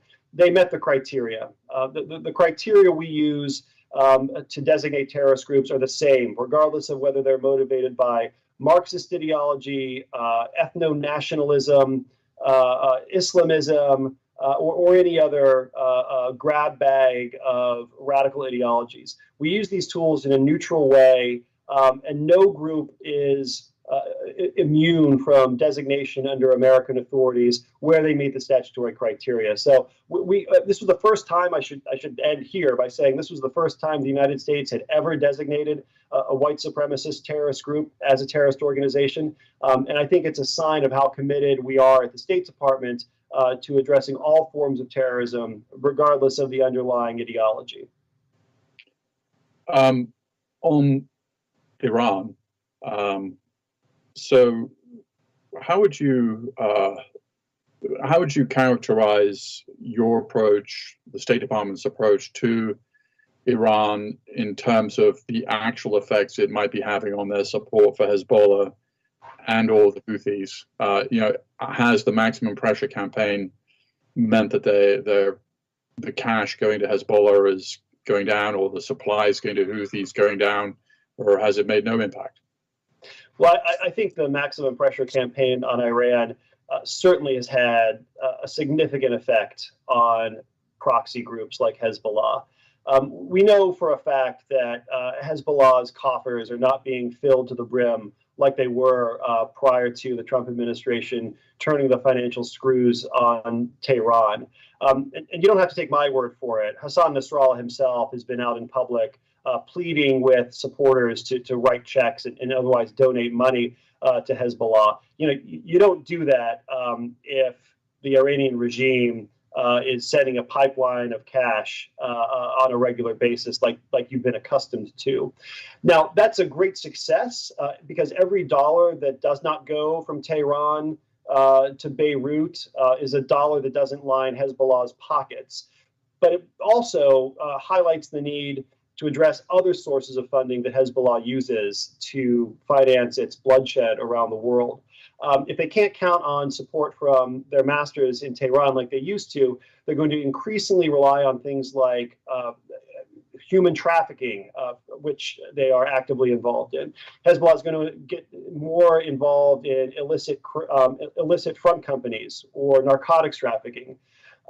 So for that reason, you're also seeing the United States dramatically ramp up the sanctions that we are imposing on key Hezbollah figures, and not just the terrorists who blow up bombs themselves, but the facilitators and financial enablers around the world. We're designating front companies, we're designating financial facilitators, precisely because these two pieces work in tandem. Cut off a flow of money to Hezbollah coming from Tehran, and also go after its own self-generated network of financial support. What about the Houthis? The Houthis, well, they've got to make a choice about whether they want to be a part of the problem or part of the solution. And so far, the signs have not been encouraging. They work hand in glove with Iran, receiving weapons that they use to launch attacks on a wide range of civilian targets in the region. Saudi Arabia comes under frequent attack. So does the UAE. And we've been very clear that we're not going to tolerate attacks by Iranian proxies on civilian infrastructure in the territory of our partners in the region. I was in Riyadh, this is many months ago now, in the pre-COVID era, and as we were driving to the airport after several days worth of engagements, looked out the window and saw a number of Patriot missile batteries all facing south. And it's because they have to have defenses in place to protect civilian aviation from attacks by Iranian-enabled Houthis. Not a good situation, and it's one that the United States is not going to stand for. It seems that those attacks have kind of subsided, the Houthi attacks into Saudi, and the Emirates obviously have pulled out, right? Well, I don't know that there's a broader trend line suggestive of a decrease in attacks. It's very much a hot or cold situation. One week you might see 6 drones going from Yemen into Riyadh. The next week it might only be 1. The week after that it might be 0. So I think the Houthis certainly are not giving up their capability to launch these attacks. And frankly, I don't think they're even giving up their intention to launch these attacks. What they might be doing is making tactical judgments on a week-by-week basis. But I think the overall trend here is they remain committed to committing acts of violence against civilians. Mention of Saudi, we just had this recent attack on a World War I memorial service, which attracted a number of Western diplomats. 3 people were wounded in Jeddah. Is this? I mean, Al-Qaeda in the Arabian Peninsula is based in Yemen because they basically got pushed out of Saudi Arabia in the 03-04 time period. But does this demonstrate that Al-Qaeda or ISIS or some kind of jihadist group has some capacity that continues in Saudi? I don't think we know yet. I think it's probably too soon to say. At the time we're recording this conversation, Peter, it's 1 or 2 days after actually 1 day after the incident, and the investigation is just in its early stages. I think we'll be looking at this very closely to figure out whether it was a lone wolf attack, whether it was something directed by or inspired by ISIS or Al-Qaeda. And once we know more about the perpetrators, I think we'll be in a better position to draw conclusions about what that means and what steps we might take to prevent future incidents like this. And then one final question as we're wrapping up here. So the 2 of the so-called Beatles are now in Alexandria facing charges in the deaths of Jim Foley and Steve Sotloff and Caleb Mueller. And is there anything that you can say about kind of the process that got them here? And of course, the British were very concerned about a possible death penalty. And how did that all? Presumably, you were involved in getting them to the United States in some shape or form in some of those negotiations. Well, I think all's well that ends well. We worked very closely with the British government over a number of months, a number of years to get to this outcome. Where we started was the United States has an expectation that our allies will do as we have and bring citizens back to face justice in domestic courts of law. So it's no surprise that was a message that we delivered to the UK government from the President of the United States via public statements all the way down the chain of command. I think it eventually became clear in conversations through diplomatic channels, but also among career professionals in ministries of the Interior or the public prosecution services, that the UK didn't really have a viable prosecution option. And at that point, the United States concluded that it's time to prosecute him here in the United States. These 2 men allegedly committed crimes of great violence against American citizens. And so our sense was, if you kill Americans, you're going to face American justice. So we worked very hard over the ensuing years to work with our British counterparts to receive evidence that the British government had and that we thought would be helpful to our prosecutors' ability to bring cases in federal court. As you mentioned, there was a bit of a dust-up in UK court about whether the UK could share information with the United States in the absence of an assurance from our government that we would not pursue the death penalty. I can tell you that prosecutors never like to take tools off the table in advance of a case. They want to try the case and see how the prosecution evolves. But in this case, we assessed, the Attorney General assessed that it was time to take action. Keeping the Beatles in limbo in the region without a clear path forward was no longer tolerable. And so the Attorney General made the call that he was willing to take the death penalty off the table in order to get the evidence from the UK government that would enable a prosecution here. And I can say we have full confidence in our ability to prosecute not just these two alleged terrorists, but any terrorists in a way that's consistent with the rule of law and human rights. We've been doing this for 20 years since the 9/11 era. And I think we've got a lot of experience putting together successful, compelling cases that juries find sufficient to impose criminal penalties. It's in the hands of the prosecutors now. No predictions, but if the past is any prediction, I like our chances. Well, thank you, Ambassador Sales. We know you're very busy with your multiple jobs at this point. So thank you for taking the time to talk with us. And we'll wrap it up there. Thank you. Well, thank you, Peter. I enjoyed the conversation and really grateful to you for your thoughtful and provocative questions. And look forward to staying in touch. Thank you.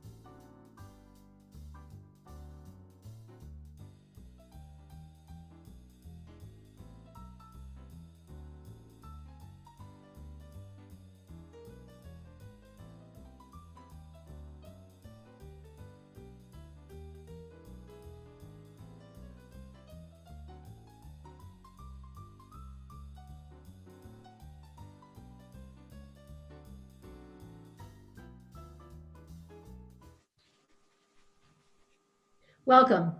It's such an honor to be here at the Soufan Center's Global Security Forum.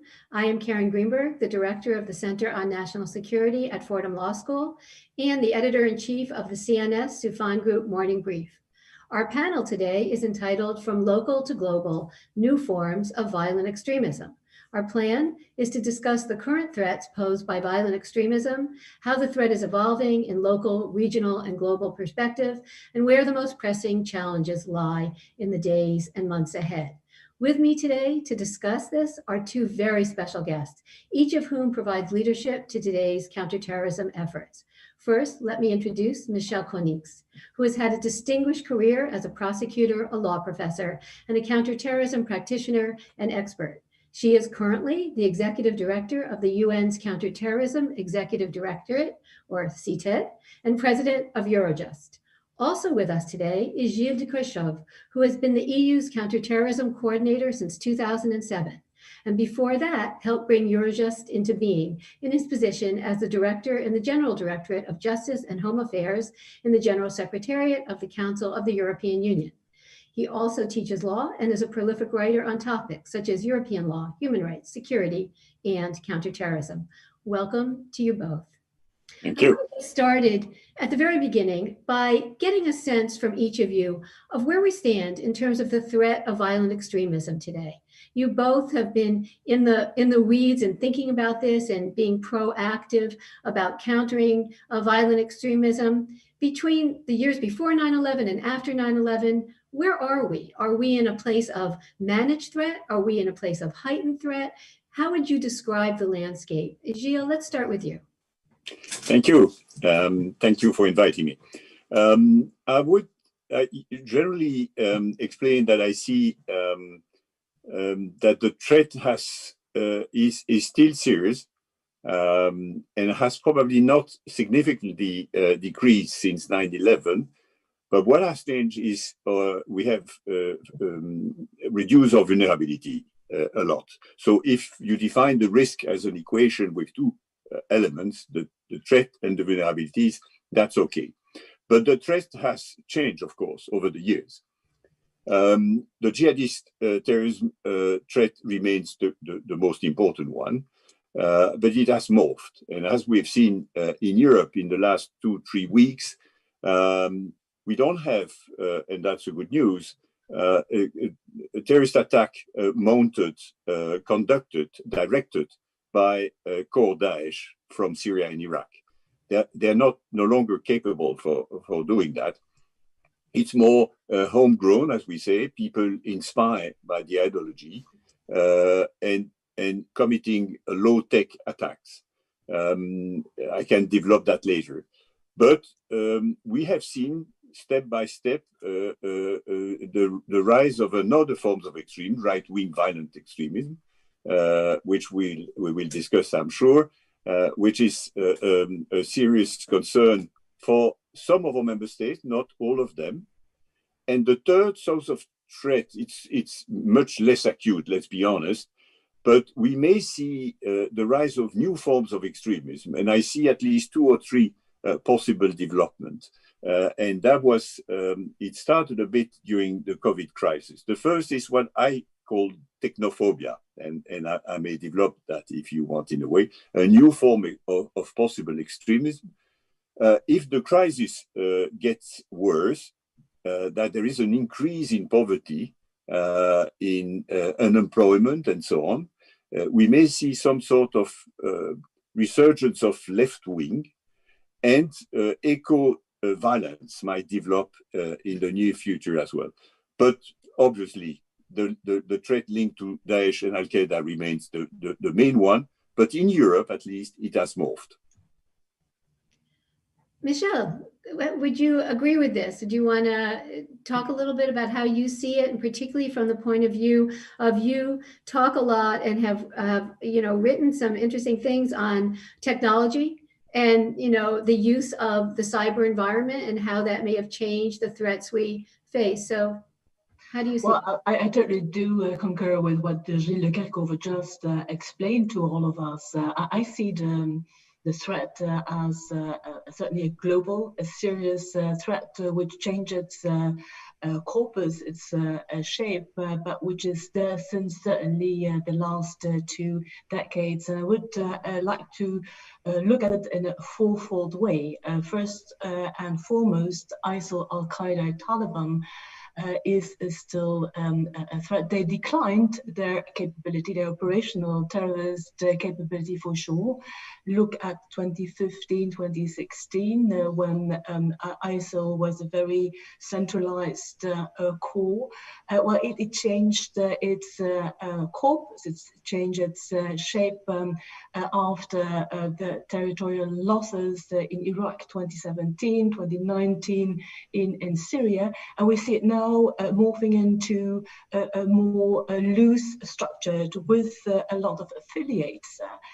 ISWAP, ISGAP, ISK, the Islamic State and the Greater Sahara, a few examples, ISIL linked. In Al-Qaeda, you have al-Baghdadi, but also there never has been a very structured network, but it's now certainly also active. It's all over the place as well, and together with the Taliban. So that threat is still there. It's sure linked to the impact of COVID-19. I will come back to this later. Second, the rise of extreme right-wing terrorism, as we label it right now. It can be labeled as racial and ethnically motivated terrorism, but as we see it now, it is becoming more and more frequent.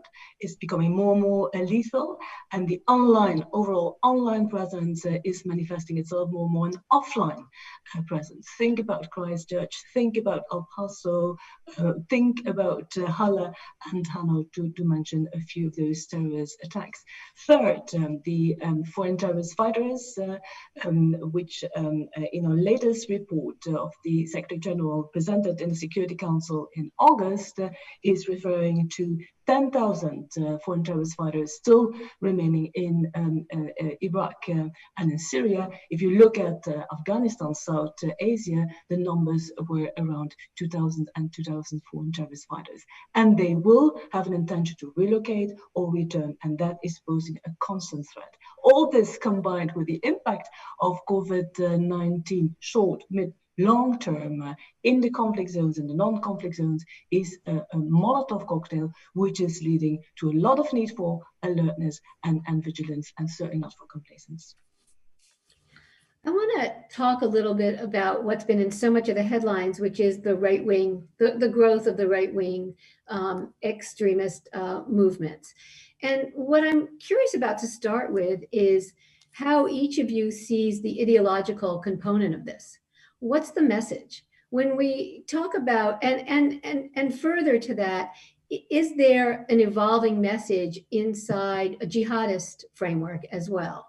9/11 was a long time ago. Bin Laden was killed a long time ago. The question is, has the message changed? And what are the messages of these two? And if you want to fill in on left-wing terrorism and incipient violence, you can talk about that as well. But how has the messaging itself, the content of it, changed? Gilles? On the right-wing violent extremism, we had, in a way, 50 shades of gray, different type of messages, supremacist, and so on. But more and more, we see them converging and having at least one coherent ideology structured around the concept developed by the French writer Renaud Camus, the great replacement, that the white population will disappear, will be replaced by Arabs, by different people. And so I think this, in a way, bring a lot of different people who had sometimes a more nationalistic or agenda together. What I find quite interesting, if you look at the message and the ideology of both the right-wing violent extremism and on the other side, let's say Daesh and Al-Qaeda type of ideology, of course they have different agenda. Of course they stand in the opposite place of the spectrum, but in a way they have a lot in common in what is quite disturbing. Both are very racist. They against the Arabs, a lot of misogyny, a lot of homophobic discourse, a lot of anti-Semitism. But by the way, anti-Semitism is shared by the left wing, the right wing, and by jihadists. A sort of black and white vision of society, a taste for a clash of civilization type of approach. And so this is quite interesting. And what is interesting is to ask whether the two are feeding each other, if there is a sort of reciprocal radicalization. As to the message of Daesh or Al-Qaeda, I don't believe we've seen such a different message over the years. It remains a bit the same rhetoric. Michel, I know you've given some thought to countering these threats as they evolve. And I'm just wondering what how you think about the right wing, countering right wing extremism differently than jihadist extremism, or do you see them in the same sort of counterterrorism toolbox? What's the same, what's different? How do you assess this? Well, we have, of course, seen that some extreme right-wing terrorist narratives magnify, exploit the ISIL and the Al-Qaeda narratives and vice versa. And that, of course, they also in some kind of cases shared their narratives. I call this an alliance of opportunities. But the thing is that narratives, strengthen narratives, and that is called reciprocal radicalization, is a little bit too simplistic. Both are two distinct issues. And radicalization is extremely complex, is also something that can not possibly be ascribed to one cause, to one driver. And so it is extremely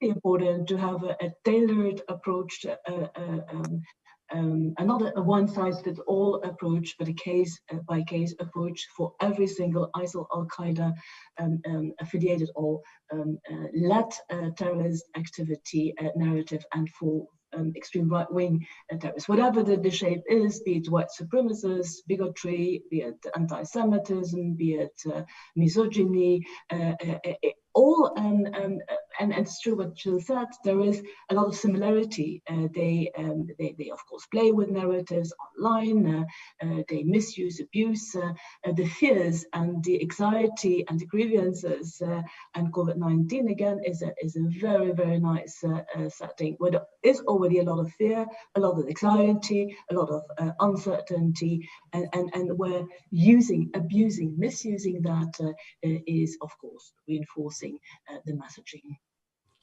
Right. I mean, one of the things that you've talked about in particular is both of you, but you in particular, is the crime terror nexus, and the way, the ability to use the criminal justice system and criminal justice organizations and agencies to counter violent extremism.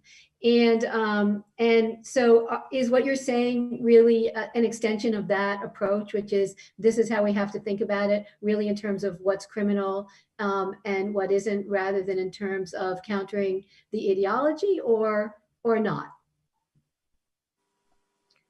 I believe we have to address the ideological dimension. Is probably the part that we have addressed the least in our policy on both sides.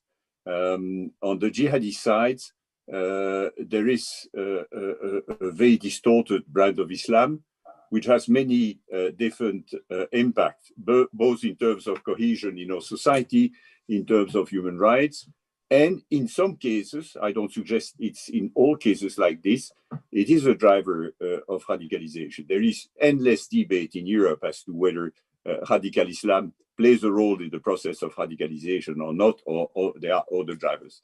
But this means that we have, and that's what we want to do in Europe. Minister of Interior met last week to prepare a meeting of the heads of state and government in response to the 3 or 4 important terrorist attack we've had in Europe in the last 3 weeks. How can we reduce the external financing of this ideological dimension? How can we reduce the spread online? And I hope we'll have time to address the issue on internet, because it's a very important one. And how do you reduce the problematic content that you might find in schools, notably in Europe? And so, yes, we have to address the ideological one, which I find quite interesting in what we have experienced during the COVID time, and especially on internet, which I had not seen before. It's a growing convergence between 3 types of content. And in Europe, we have developed 3 types of dialogue with the large internet platform. One on terrorism content, the classical one, be it jihadi one or right-wing one, hate speech, xenophobic speech, anti-Semitism, and the first 2 are illegal. And the third one is disinformation.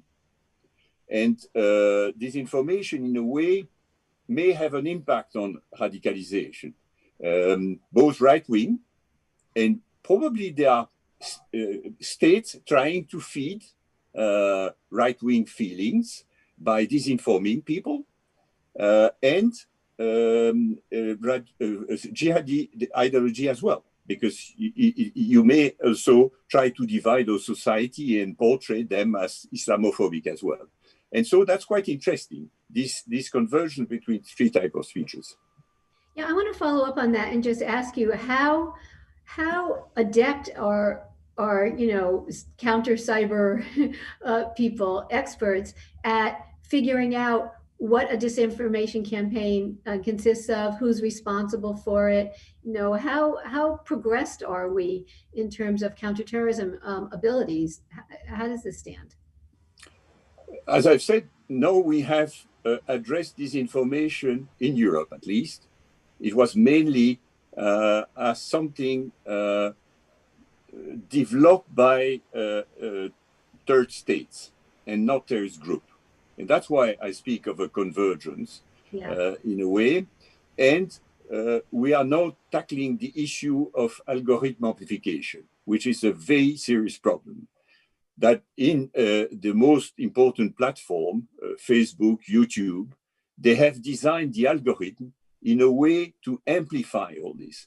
If you look at QAnon, or if you were searching on internet for a vaccine or anti-vaccine, you had question on vaccine, you were pushed to see more and more YouTube videos on people who don't want to wear a mask. And then that would lead you to QAnon. And more of the same. So, and in fact, specialists in neuroscience know exactly how to design the algorithm to keep you as long as possible on the platform, because they know people like borderline content a lot more than boring, normal content. And so this algorithm amplification is a serious concern that we would like to address in the coming legislation, what we will call the Digital Service Act.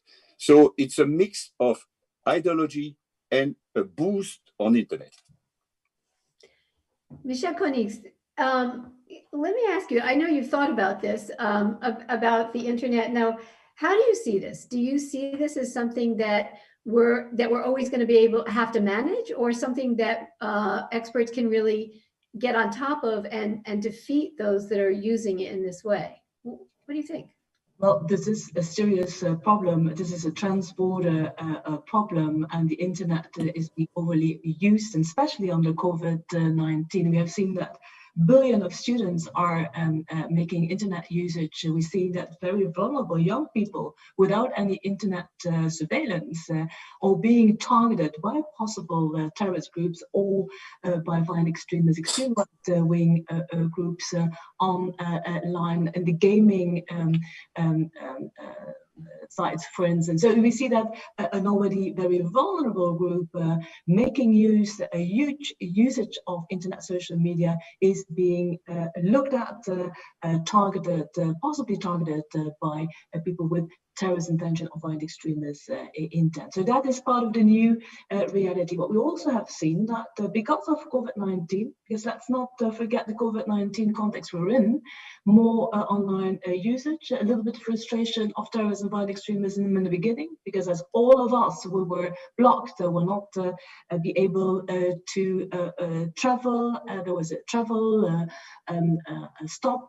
So they had to think about something else. And hence we have seen, be it in terrorist narrative, be it in violent extremist narrative, a huge increase of online presence. And that cannot be denied. And that online presence, of course, needs to be followed. We have an enormous variety of Security Council resolutions which are tackling that online presence, from 1624 to 2354 on counter narratives to the ones you have referred to, 2462 on the countering of financing of terrorism, and then the nexus between organized crime and terrorism through 2482. And in all of these cases, we see that the fil rouge, the last two Security Council resolutions, the fil rouge is that a possible nexus. How do they continue to be alive and kicking online? How do they manage to have their financing guaranteed?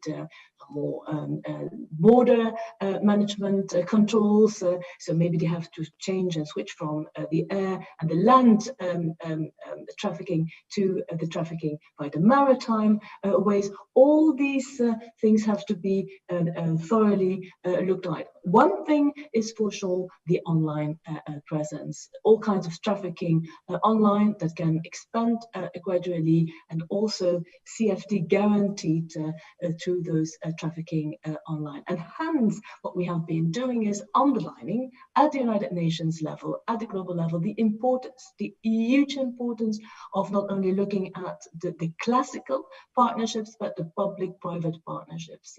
And give CT as an example of that.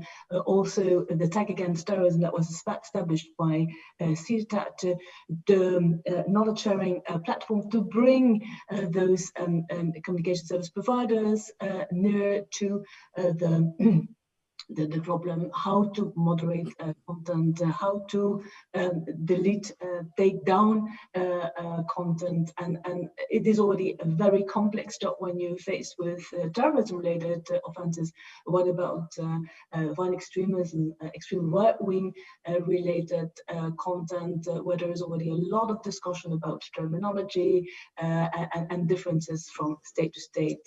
So yes, there is a lot to be done, and no reasons for complacence. And not later than last week, we had a whole event on how to bring terrorists and violent extremists to justice, because that is still the core objective, to have a deterrence, to honor the victims, to make sure that you have tailored and comprehensive prosecution, rehabilitation, reintegration strategies.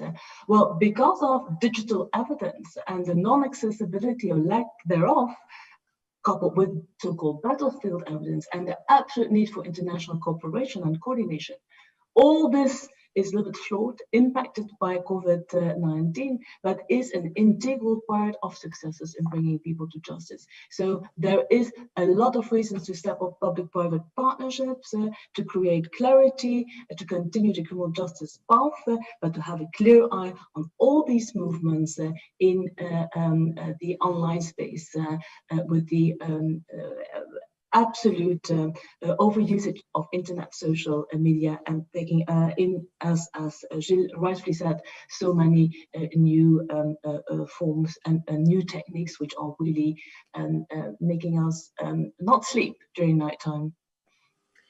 I guess that leads me to a question, which is, for all of this counterterrorism thinking, 5-10 years ago, if we'd had this conversation, we would have been talking a lot about prevention, rather than just deterrence and bringing to justice.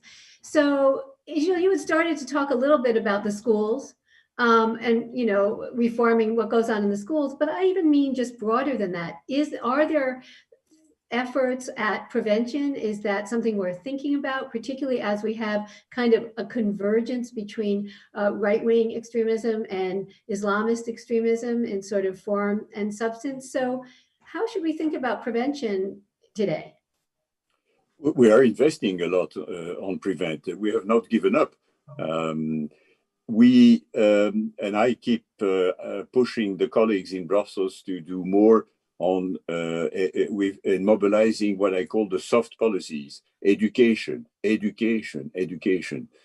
culture, because Daesh wanted to have a society in black and white with no culture. That's why they destroy antiquities and cultural goods, sports. And so there is a lot we can do to prevent. Often we should avoid the CT label, the counterterrorism label, because that is counterproductive. I've pushed ideas like connecting young students in Europe with students in the Arab world, a sort of virtual Erasmus program. You would have a class in Molenbeek in Brussels having the same teacher with a class in Egypt.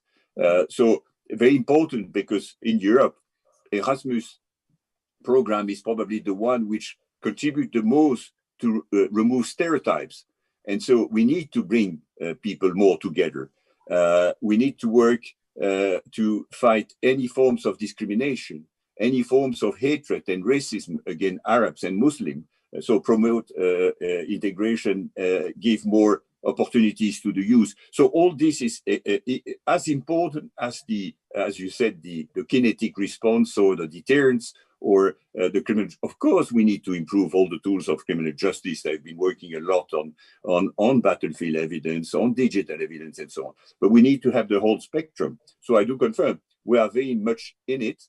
The European Commission set up a quite interesting initiative called the Radicalization Aware Network, connecting more than 6,000 frontliners, practitioners, teachers, prison staff, people dealing, psychologists, just to identify the best practice. If we take only the question of disengagement program, frankly, it's one of the most difficult issues. How do you convince someone not to use violence to promote his or her ideas? And so we need to build on local experience and identify the best one and promote the best one. So yes, prevent is very critical. On this, there is the ideology is part of the prevent policy. For instance, it's a difficult debate in Europe. How do we want to develop, to create more diversity in the interpretation of Islam in Europe and not let one brand of Islam occupy the whole religious space? So this is one. And internet, at the end, is equally important. Media literacy. Just train and teach our kids just to have a critical thinking when they go on internet. It's so important, so that they're not too much influenced by QAnon and all other disinformation stuff that you find on internet. Interesting. What about the UN? Well, it's one of the core. Yeah, go ahead. One of the core principles is to have in all the 193 member states a national counterterrorism strategy, and that's covering both the CVE, the countering of violent extremism, and the countering of terrorism. And that requires at all stages a whole of society and a whole of government approach, whole of government with all the players. And that's not with the classical justice, interior, defense players, but with youth, women, finance, all the players. And if we go to a country in doing the CTC Security Council assessment visit, and we see that there is a huge coordination, that the national counterterrorism strategy do include the whole of society players. That means all layers of society, from the religious leaders to the CSO, the civil society organizations, to the academic world, youth, women, and so important, the gender dimension of the fight against terrorism and the countering of violent extremism, but also youth. And Gilles alluded to it. We see in a lot of countries that the majorities of societies are youth between 15 and 30 years old. We also see that some terrorist affiliate groups abuse those minorities or majorities in this case, shut down the schools, make sure that they don't have educations, put pressure on the teachers. And we have seen the recent attacks in South Africa, in the Lake Chad Basin countries, where the schools really were targeted, because terrorists and white extremist groups do know that if you touch on education, you create a whole level of youngsters without perspective, and you fuel radicalization in time to be. So it is extremely important that we have this gender and age-sensitive approach, a whole of society and a whole of government approach, and that we ensure that all the member states, not one or a few of them, have a national counterterrorism strategy. And it's an integral part of our assessment. It is an integral part of what we do in conjunction and in collaboration with OCT, the Office to Counterterrorism, for having capacity building and technical assistance to make sure that these national and both regional counterterrorism strategies are put in place. The appetite might be different, the gaps are being identified, but it's our task to identify these gaps in time and to find the right remedy again in time. And just to follow up on that, do you get a feeling that this is really starting to catch on, that more and more countries are approaching it from a holistic perspective? Or is there a sense that there's a real uphill battle to sort of have people understand how important this holistic, whole of government, whole different levels of society and voices to address the issue? I would leave to Michelle the answer, because she's the one assessing the world. But I'm trying to push the EU institution to support third countries a lot in this direction, of course, because as Michelle said, in too many places, the hard response prevail. And the show is driven by the spooks, by the security service, the hard guys, and not by the soft guys. And so we have, it's a long-term effort to convince government and to give more importance to, as we have said, education. As Michel said, if you take only Burkina Faso, you have thousands and thousands of kids out of school. And we know that these functions are not very at the core of the city response. So yes, we do support financially. The European Union is one of the largest donors in the world, program for gender equality, because we believe women are key in the process, as Michel said, education, media, train journalists to report and not just support the police or the security service. And I would say criminal justice as well, because in too many states, there are not enough convictions. In the Sahel region, for instance, you don't have enough convictions of people for terrorism or organized crime. So you never send a message that this is a crime. And this is another problem. Yes, but we're not there yet, I'm afraid. No. Got it. I'm curious about something else we've been reading about a lot in the press these days is you'll find a new group, often a right-wing group these days. And then the next thing you know, there's a sense that even if it was in one state, in one country or one province, all of a sudden it seems to have an international dimension.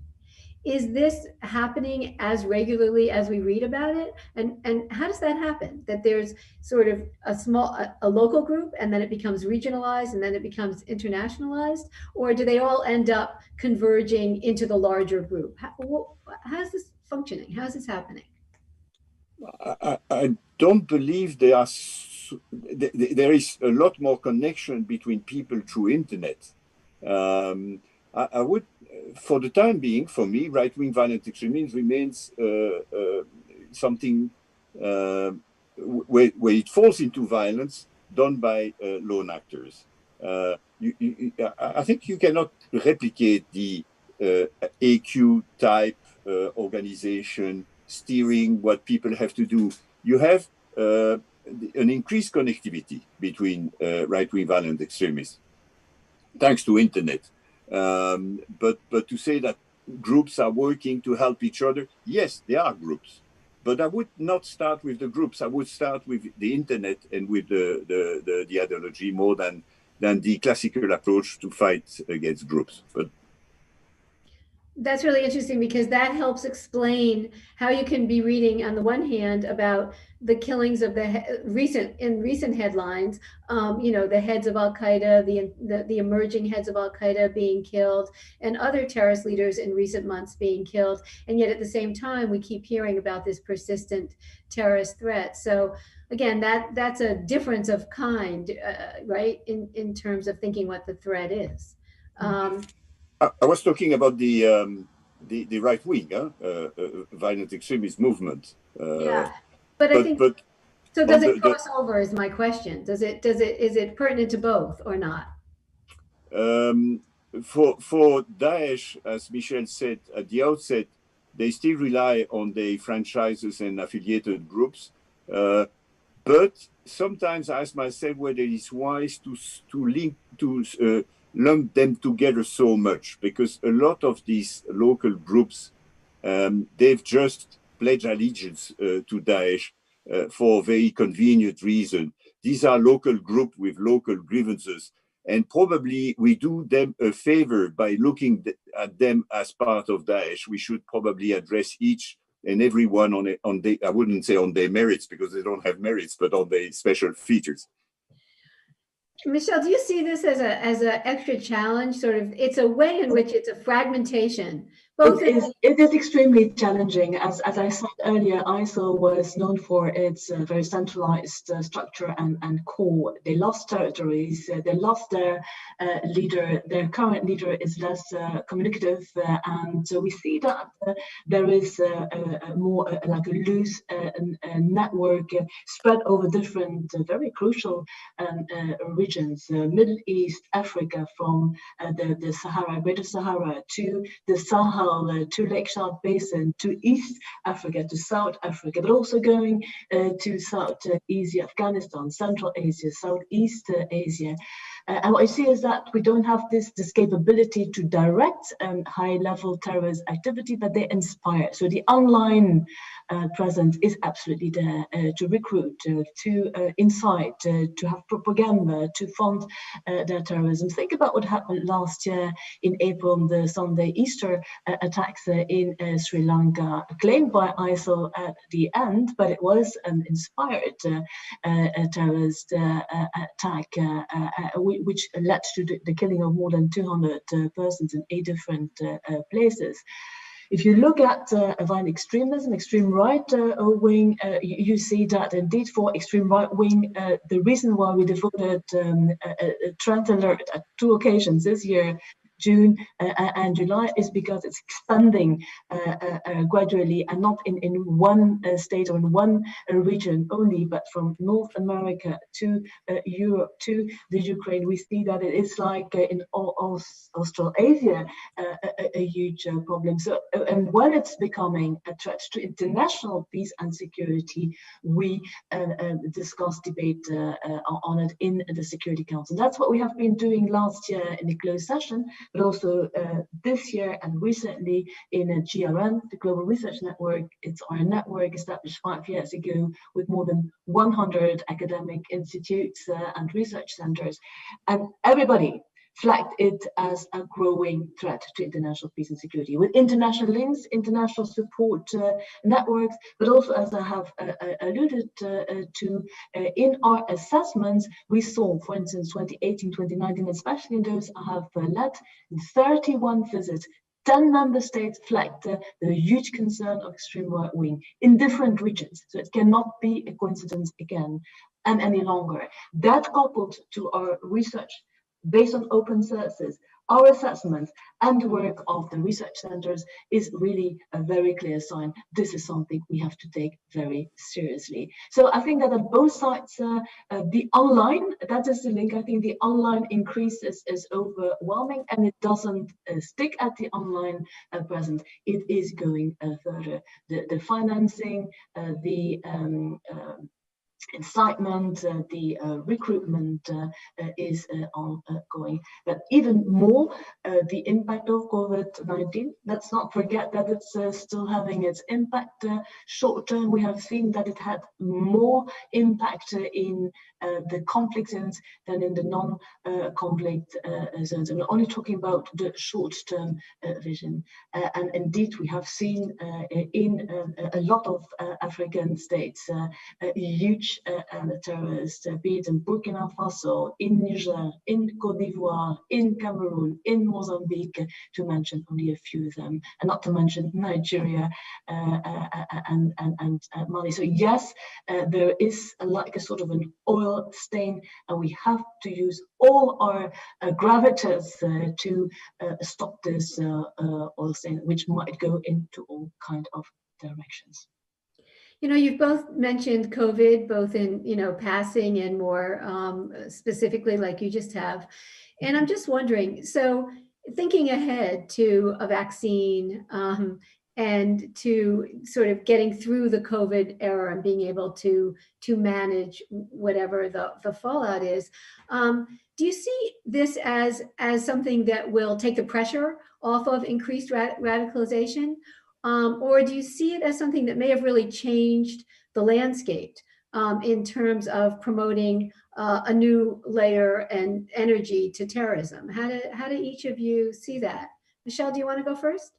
Well, sure. We have indeed made a brief on the impact of COVID-19, and that's for the daylight in June. We're now on the process to preparing our second edition, which will cover the midterm impact of COVID-19, and then another one on the long-term impact. One of the long-term impacts is this a possible focus because of the financial and economic impact of COVID-19 from the security priority to the safety priority, or from the global attention to the pure national attention. Whereas we all know that for both the combat against COVID-19, against violent extremism and terrorism, you need international cooperation, coordination, you need information exchange, you need to handle all these issues at local, national, regional, and global level. It's not and or, it's and.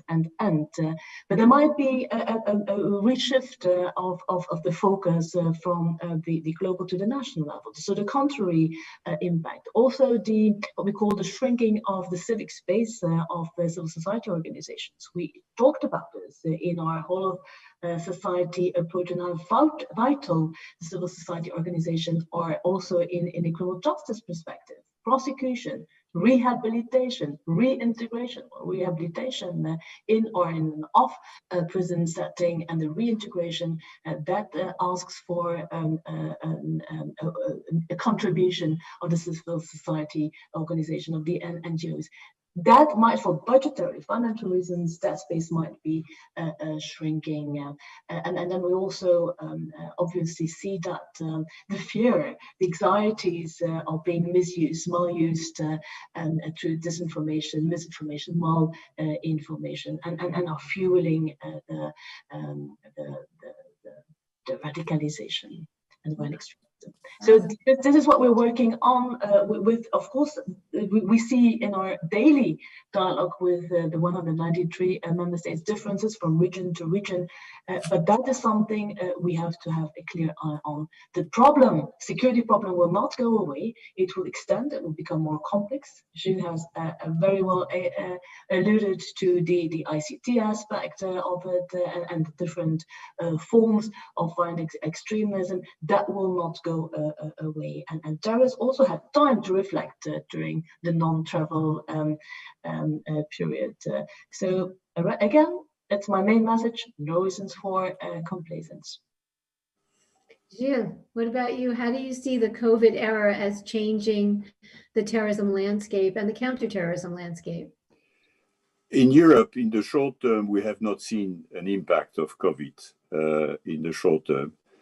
In the rest of the world, I tend to believe that most of what we have seen was just something which had been launched before. So in Afghanistan or even in the Sahel, I don't believe that the surge in the number of terrorist attacks is a direct consequence of COVID. But in the medium and long term, there will be an economic, social impact. There is an increase in poverty. I think the World Bank mentioned recently that 150 million people will fall into poverty. That will inevitably have an impact on terrorism in a way. And on top of it, the budget which have been put into health and other priorities will be probably at the expense of security. So one of the risks is that on top of the economic and sanitary crisis, we have a security crisis. But what I've said before, where I see some development is the surge in right-wing violent extremist content and conspiracy theory on internet, first. Second, my point on the convergence of content, which is a serious concern. Probably new forms of extremism, and I had no time to develop my point on technophobia, but it's, I think, something we'll see more. Four, cyber crime has really boomed during COVID, and that may give more ideas to terrorist group. We have not something like cyber terrorism for the time being, but that can come in the future. And finally, you don't need a PhD to understand that a virus can disrupt society so much. People have seen the impact of COVID on our society. So it may give additional, re-energize the idea to use the virus for terrorism purposes, bioterrorism. So terrorist organizations cannot do it for the time being. They cannot process a virus and spread the virus on a large scale. But the techs, the disruptive techs, synthetic bio, to process a virus in a cloud lab, it's something which is nearly on the shelf and a lot more accessible to everyone. So we have to be prepared for that as well. So I don't know if COVID is a game changer, but it has consequences and we have to address them one by one. So it sounds like, COVID is an accelerator in some ways. Indeed. Well, you've both brought up some very interesting questions and answers. I would love to come back again and talk about technophobia.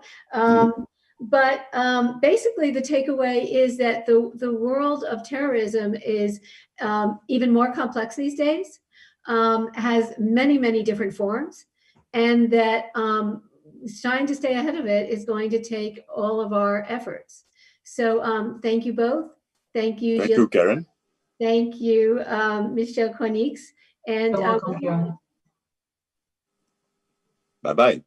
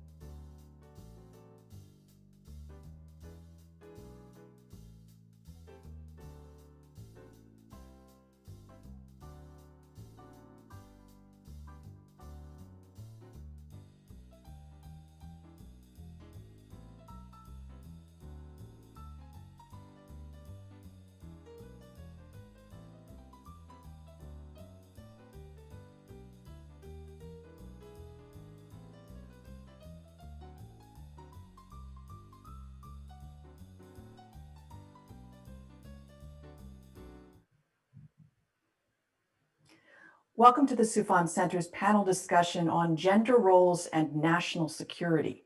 Joining us right now are panelists Rebecca Weiner. She is the Assistant Commissioner for Intelligence Analysis for the NYPD's Intelligence Bureau. And we also have Professor Fionnuala Ní Aoláin. She's the Special Rapporteur for Counterterrorism and Human Rights for the UN. With only 21 heads of state out of 193 countries being women, and the US just getting its very first vice president-elect in Kamala Harris, the question is, has the national security field welcomed as many women as it should? And where do we go from here? Rebecca, why don't you kick it off? All right.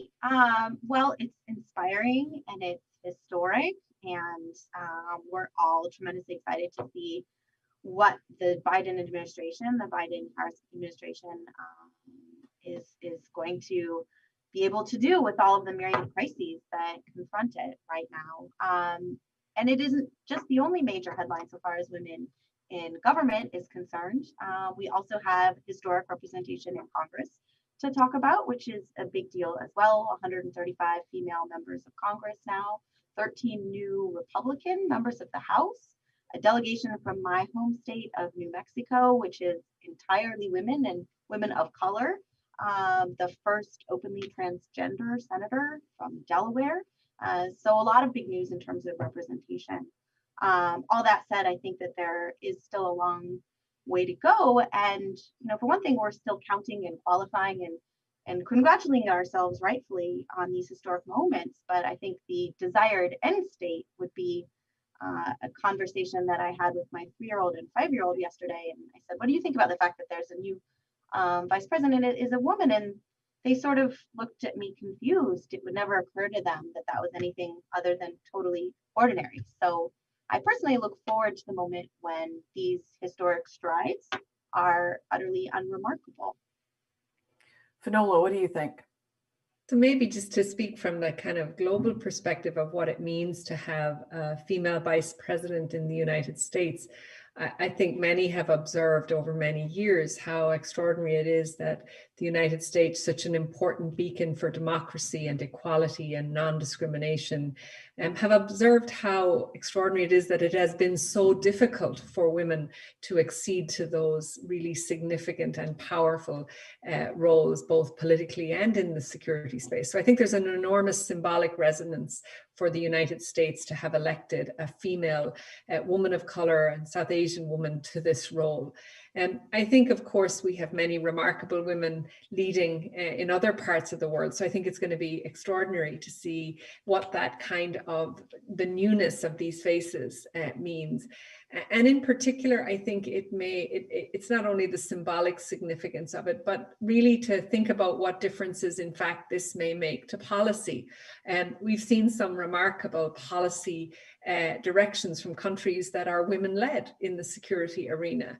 And I think we will all be watching with interest to see whether the appointment of a woman to this role really creates that kind of transformative shift or a different kind of perspective and articulation in US foreign policy in particular. Now, before we dig into what women in particular bring to policymaking and how that might be different from their male counterparts, I want to look at the example of the German Chancellor, the New Zealand Prime Minister, 2 women re-elected to top posts, in Merkel's case multiple times. What does that say about the voters? What does it say about the political system? Fionnuala, do you want to jump in? Sure. So, I mean, I think political systems produce equality. So we have to have systems that are sort of leaning into, to use that phrase, these outcomes, that enable and facilitate them so that they're not aberrational. And sometimes what that means is actually that it's really clear, in using the kind of phrase that Rebecca used, that it's unremarkable that women can come through in these ways and that the pathways are really obvious. That includes obvious pathways to be elected. So it's unremarkable whether it's through the use of party lists or clear preferences to ensure that that there's diversity in the selection processes for women's political participation and election, but also to look at Jacinda Ardern as a good example, that the kind of modeling of both family life in which a partner would look after a newborn child and that partner would be male sort of elevates the sort of normalization that these roles can be done by two people, and that both parents of both genders play an equally essential role and can sort of dig in at the same way. And I think what's also really significant about both of these examples that you've given, Kimberly, if we think about both the kind of the symbolism of Jane Ardern's win in New Zealand, which was an extraordinary majority, very unique in New Zealand, because that has not been typically the outcome of New Zealand. It tends to have had a model of splintered government.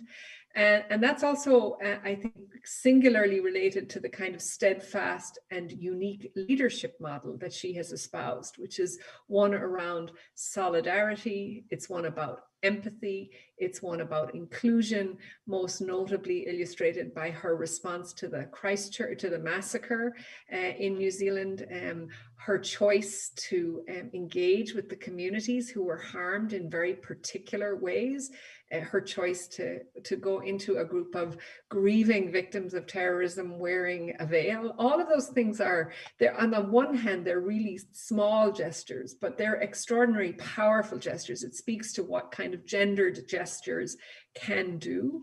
And I think we could see Kamala Harris actually doing some of that gesturing in her speech last weekend. She wore a white suffragette suit. And if a man wore a white suit, we might not comment on it. But of course, there's a sort of a symbolism that can be harnessed in really powerful ways. And Merkel, I think, also stands for the extraordinary proposition of strength in leadership by women, not soft power plays, not a less robust response in really hard issues, including security issues, but the idea that those two things can be found in the female body, which again should not be unremarkable, but I think is an enormously significant way of understanding the diversity of roles and personalities that women bring to these arenas. And then, of course, though, I'm thinking to myself, isn't Merkel just fulfilling another role that already exists in society, the character of the strong, firm mother? There's sort of a maternal role for her to fill out. In other words, that's how it fits into the public's mind, that she's powerful, but not in an aggressive way. I mean, maybe just to say it's really easy to essentialize women, and we have to be really careful of that. And of course, there are these tropes of maternalism or other strong tropes, including the barriers that women of color have to face when their other negative tropes are used against them in public domain. So we have to caution ourselves against them and yet recognize the power of those tropes for positive, but also to sort of box women in ways that are unduly essentialist. I agree. And I think there are such distinct and powerful examples of extraordinary leadership and leadership in crisis. And, you know, I would point to not just Christchurch, but also New Zealand's handling of the COVID pandemic, and Germany too, confronting all sorts of different crises over the last several years. And so I agree that we ought to be careful not to map on to these disparate leaders and their leadership qualities, an overly gendered sense of what roles they're embodying, but just to recognize the fact that they are very adroitly leading their countries through these very tricky periods of history in very different ways. I completely agree. What I'm trying to say is that in the public's mind, they're like, okay, I have these categories for women. One of them is strong mother. Therefore, I'm okay with Angela Merkel being firm and authoritative because that fits into this idea I have of women. And where I was going to go with that is, but what if you have someone like a Senator Kamala Harris, who was an aggressive prosecutor. And so in the Senate, she did amazing cross-examinations and she got the ball buster label because that doesn't seem to fit into one of our categories. Mm-hmm. It's true. And yet she's the VP. So my hope is that as distinct heterogeneous personalities are occupying these roles, that kind of lexicon we have of what women leaders should be like is going to expand to just include the way it does for men, different personality traits in general, and how those leadership characteristics work and don't work in different situations. So I think that that's why it's important to have more of women in these positions of power. So our own understanding of what it means to be a woman in power is a lot more nuanced as a result. And I'm excited that that's sort of the direction we're heading, albeit slowly. So why do you think the United States has taken so long to catch up to other countries at putting a woman in one of those top slots? I mean, maybe to say, I think we have a deeply gendered society. It's not the only one that's deeply gendered. We've seen some of the political divisions in this country clearly map on to very distinct understandings, including of the family, of the female body, of the appropriateness of female participation in public life. As Rebecca pointed out, the long-term suppression of women's participation in ways enabled or disabled by very concrete realities. And the United States does not, like many countries, have a federal family leave policy that's effective. If you have children in this country, you are not entitled to a range of things that makes participation in public and working life in other countries simply much more straightforward. When I had my first child, I had a year's full maternity leave in Europe. Wow. It makes a big difference to your capacity to be able to both fulfill the sort of ambitions you have as an individual, as an expert, or in whatever field you choose. So there are some really big structural barriers in the United States that disable this kind of participation for women or make the costs much higher. There are deep ideological divides in this country that we often think about as political, but are also really grafted onto family ideologies and understanding of the role of families in society that also really clearly pigeonhole what women can, should, could do. And I do think this lack of role models is a huge problem. You cannot see yourself, if you cannot see yourself in that role as a young aspiring woman, the choice to choose those pathways, I think, are much more difficult. So that's why these individuals have an outsized importance in a way that I think we would all wish that were not true, but is the case due to all that complexity of other factors. Rebecca, did you have any women role models in U.S. national security that led you to choose the field that you entered? I've had many women whose careers I've looked up to. When I started this job in 2006, it was a fledgling unit at the time. I was the second woman to join. And when I was promoted into the executive ranks within the department in 2012, there was one other female executive within the Intelligence Bureau. So we've seen out of how many people? Not a terribly large number of people, but nonetheless, it was relatively small. And I appointed our first female Black chief of patrol 2 weeks ago, which is an incredibly important position within the police department. We have female chiefs of our transit bureau, transportation, a female chief of counterterrorism. So the executive ranks of women in the department have really grown, even in the last 14 years that I've been in the NYPD. So numbers have grown, ranks, but also importantly, the roles that women are occupying which are operational roles, which traditionally have been occupied by men.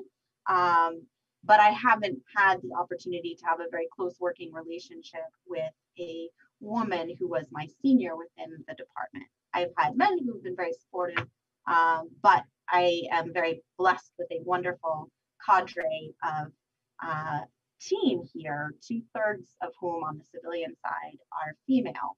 So hoping to do the mentoring to our program, that it would have been wonderful to have a woman to do that with me. So it sounds like you're seeing diversification, you're seeing progress in bringing more women into both operational and senior roles that they've not traditionally held. And yet you must still face a lot of the structural issues that Finola laid out. You know, who is the principal child carer and what does that do to their career? So how are you, as a manager, as someone in the executive ranks, how do you attract a wider base of people and then make sure that their career stays on track despite, or do they have to choose between children versus going up the ladder? Hopefully not, and that's the right question. So in terms of recruitment, that's where we've had, you know, great fortune, and that hasn't been a particular challenge, is recruiting talented people from, you know, across walks of life, including many women. The retention issue is where we encounter challenges. And that was my experience as well. So I have had a wonderful career here, again, terrifically supportive, people that I've worked for and people who've worked for me. But there are these structural impediments that are seemingly mundane. They do have an outsized impact, things that are somewhat basic. Paid parental leave. We didn't have, as a city, for employees of New York City, paid parental leave when I had my first child, and now we do. We didn't have mother's rooms in our headquarters when I had my first child and came back from maternity leave. So I remember, you know, sneaking up into literally a closet for pumping in between meetings.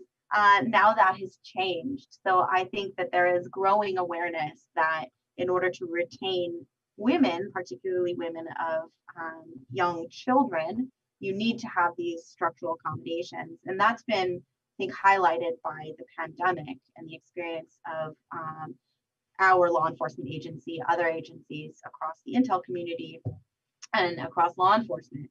And I'm a little worried that some of the gains that we've made over the last several years will be arrested or even rolled back by the pandemic. And many jobs encounter the issue of who of the couple is going to have to step out of work if there is no childcare or if school closes.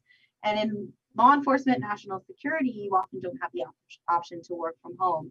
So some of the accommodations that have been made among other professions aren't available in this field. And I do worry a bit that that will fall upon women disproportionately, both childcare as well as elder care, if you have to go into an office every day. Because you have to be able to access classified information, because only like cabinet members in the US have secured spaces in their homes where they can read those kind of materials. Exactly. So if you have to access classified information in the national security space or in the law enforcement domain, you know, if you have to be out on the street being mobilized, you don't have the option to work from home. If you are taking care of elder parents or young children, in this current climate, that's creating added risk. And we have seen some attrition due to those factors. I do remain concerned that the progress that we've been making may not be sustainable in the short term as we've adjusted to the pandemic working requirements. And has it been more women staying home than men? It has, you know, and there's been a lot written about why that is broadly. And in this domain, I think the same factors apply. It may be that the women in the relationship and you know, a heterosexual relationship may have taken on more childcare responsibilities. Ordinarily, they may be a lower wage earner, so it may just make more financial sense for a couple to have the woman stay home.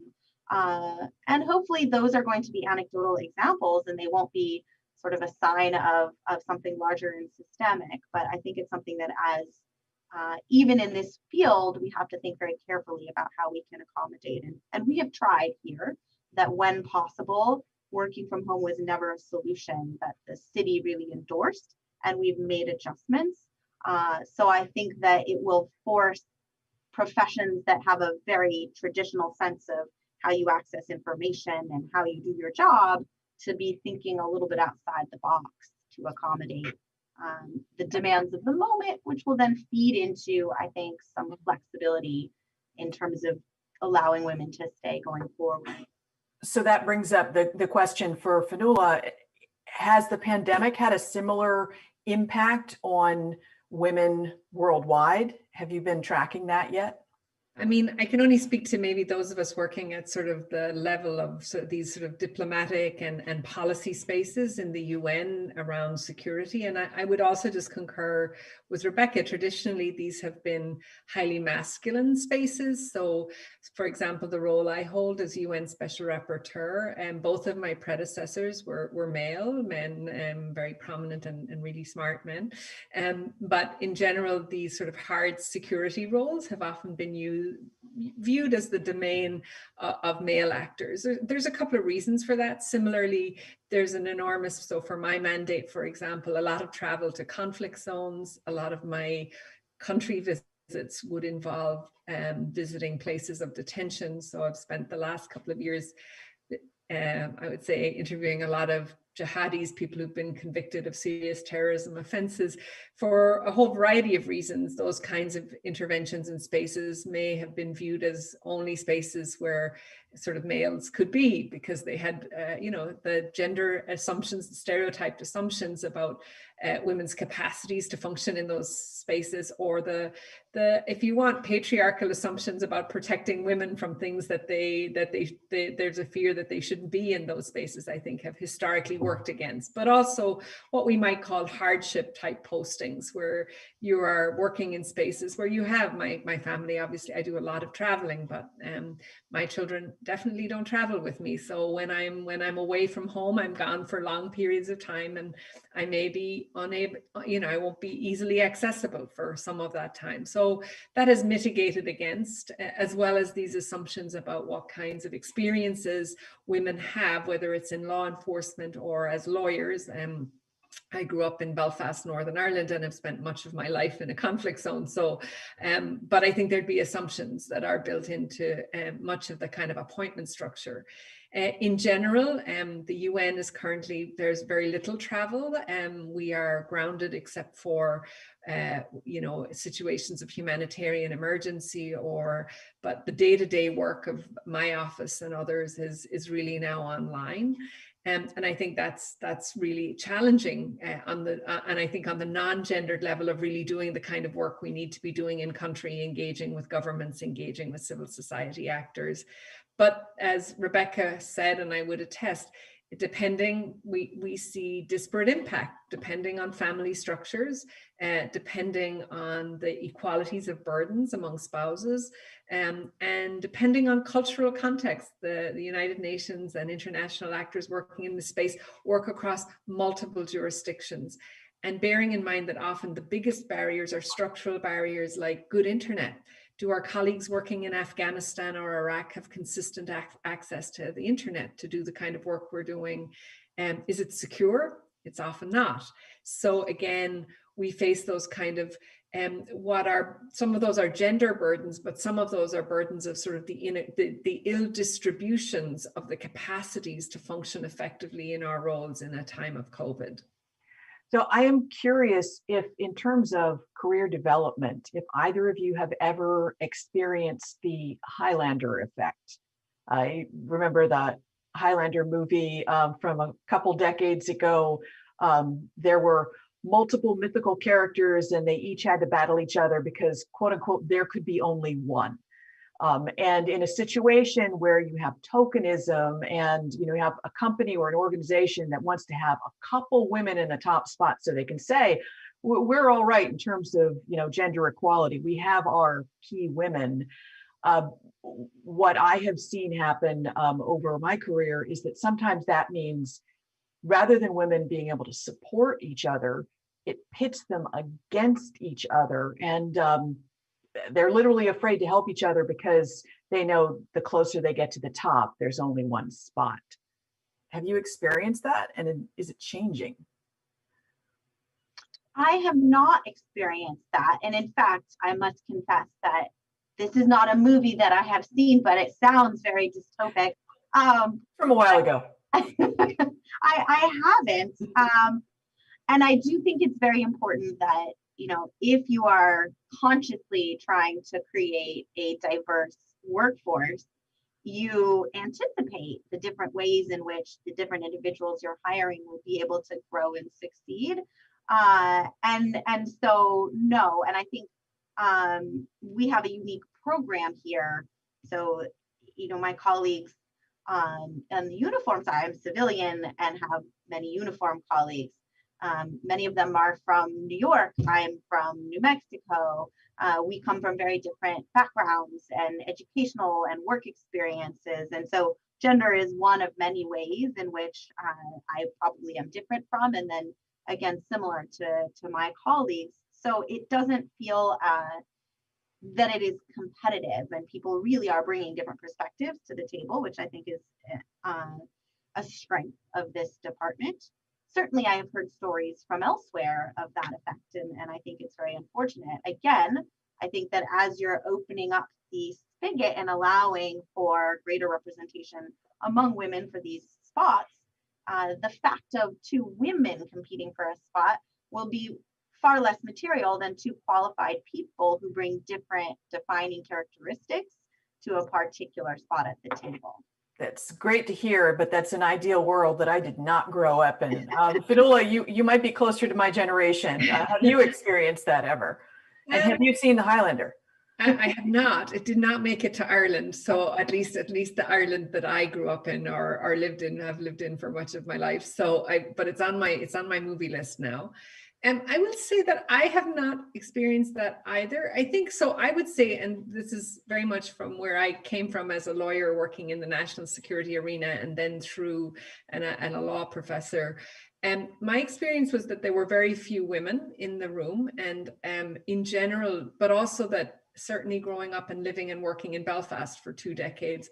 And this may be the product of living in a highly stressful, highly challenging environment, political and conflict environment, that there was an enormous amount of solidarity, partly because, you know, people woke up in the morning and wondered whether they would, you know, see the next day. I mean, in the sense that threat to your life was real and ongoing. And so I think that changes the dynamics of how people engage with each other. And there can be, oddly enough, at the ends of conflicts, nostalgia for conflict because people had better relate, you know, the sort of post 9/11 moment where everybody connects and feels connected.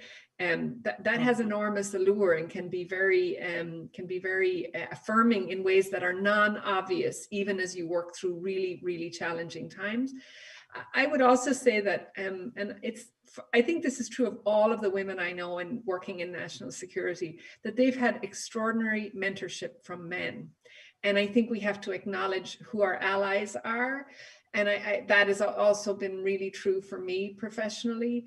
And the other thing I think that's really extraordinary is I've had exceptional mentorship from men who don't also fit gender stereotype roles, men who've had, you know, who work in national security spaces, who exhibit many of what we might think of as quintessential feminine qualities in many ways, who are profoundly empathetic, who become deeply upset and traumatized by dealing with really great challenges every day, and I think part of our mutually kind of affirming role here is not only to open up spaces for women in national security, but to see a broader array of those kind of attributes, the whole variety of attributes that men bring to the table. And it's extraordinarily important when men are empathetic. I've seen it, for example, in the context of dealing with victims of terrorism, where you know, I don't think empathy is a gender specific trait, nor should it be. And the power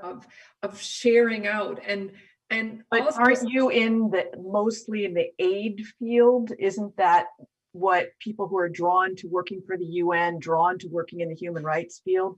So that's also self-selecting in terms of the people who feel that empathy and want to do something about what they're seeing and unfolding in front of them.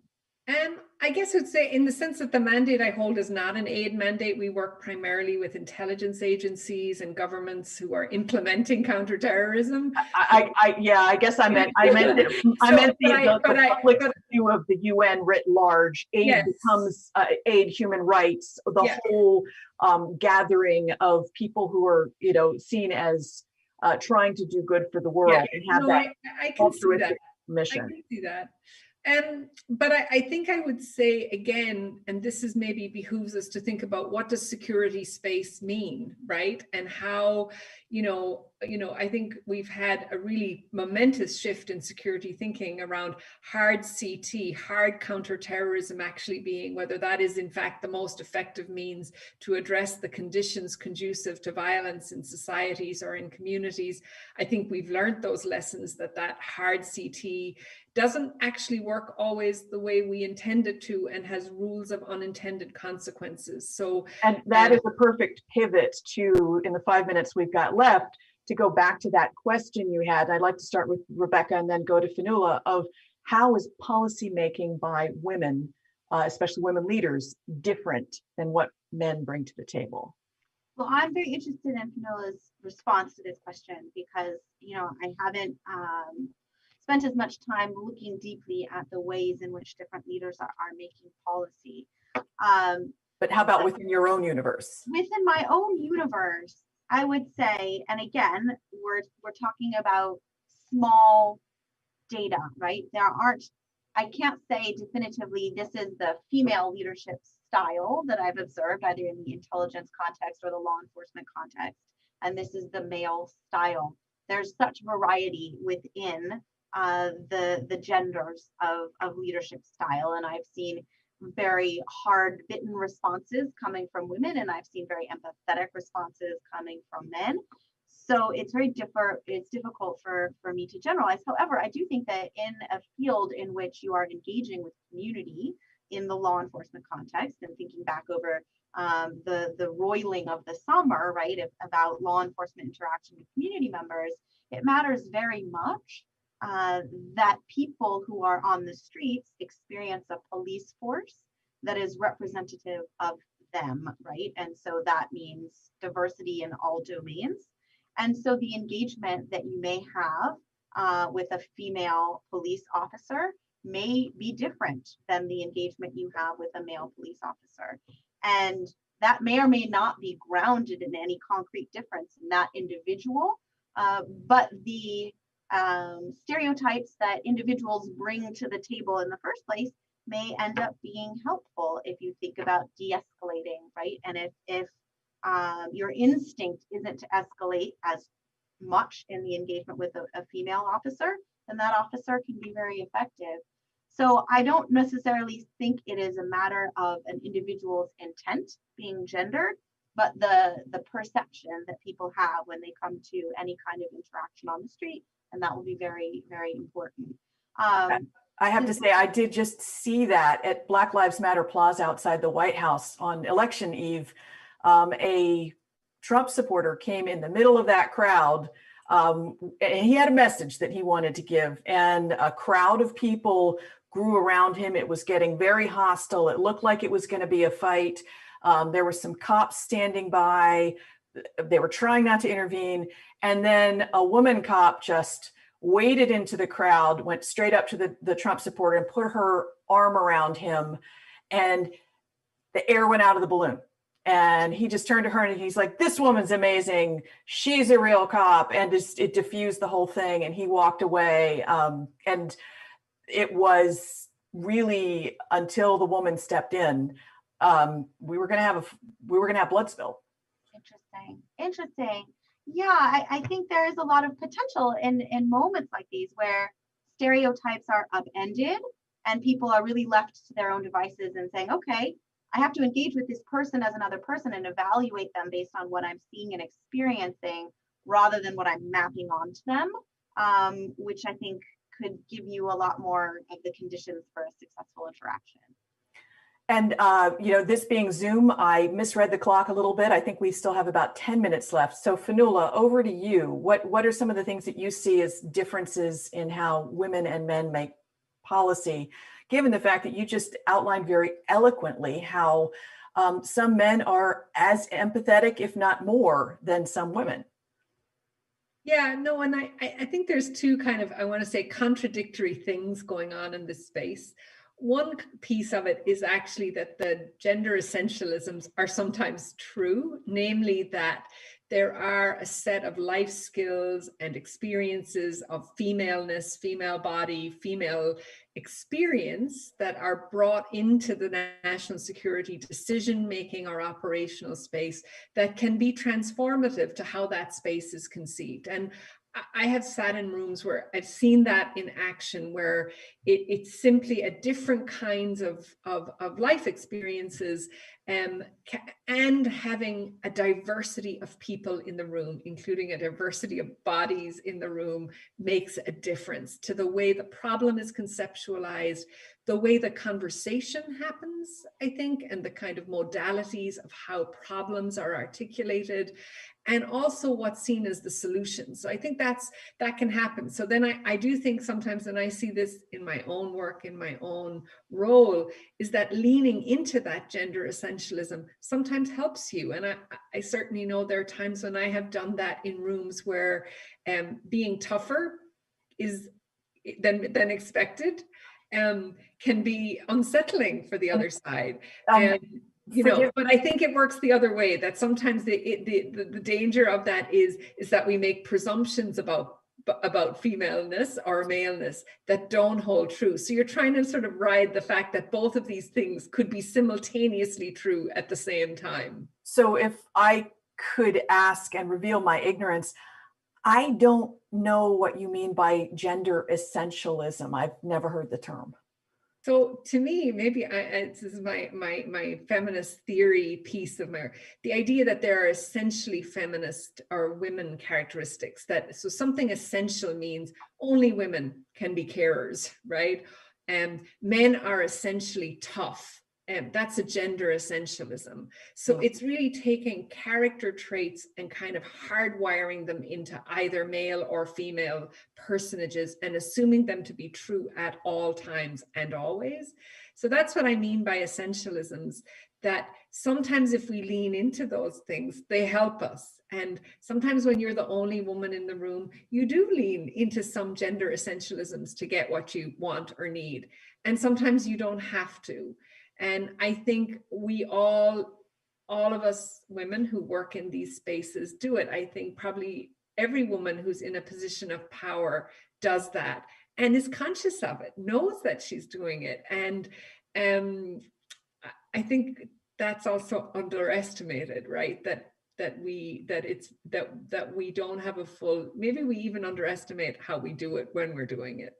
So that brings up the question in the time we have left, just a quick, how do you feel when you're the type of woman who might embrace the essential identity that most people are familiar with of the tough love mothering versus the one who embraces the flirtatious, more traditional vamp style of getting their way at work? I hope those aren't the only two options. Good point. But you know what I mean. I've seen some women who very studiously like go to work and they're like, I'm not a woman at work, I am just a professional doing the job. And other women who really lean into some of these more traditional gender roles as their way of managing the world around them. And it can create problems and confusion sometimes when you're trying to blaze a path of just being a professional doing a job. It's so interesting, and I wonder, and this is hugely generalizing, but there's, I think now, an emphasis that didn't exist, or I wasn't as aware of it 15 years ago, an emphasis on authenticity, quite apart from gender, quite apart from any other aspect of identity, but just in terms of you bringing to the table who you are as a person and your preferred style of engagement as one of the more credible ways to lead from where you are in an organization. And so I wonder to what degree gender is just an aspect of your authentic humanness, and that you bring with you your power as a leader from really engaging naturally with people. And so I'm going to just be a mask and a professional divorced from who I am as a human may seem like the better choice if you are a woman among all men in an environment, but actually ends up being a little bit alienating both for you because you're not having that degree of kind of credible human engagement as well as the people you're interacting with. And so the kind of reversion to I am going to be who I am, and that's how I'm going to lead from wherever I am in the organization feels like a stronger and more natural position.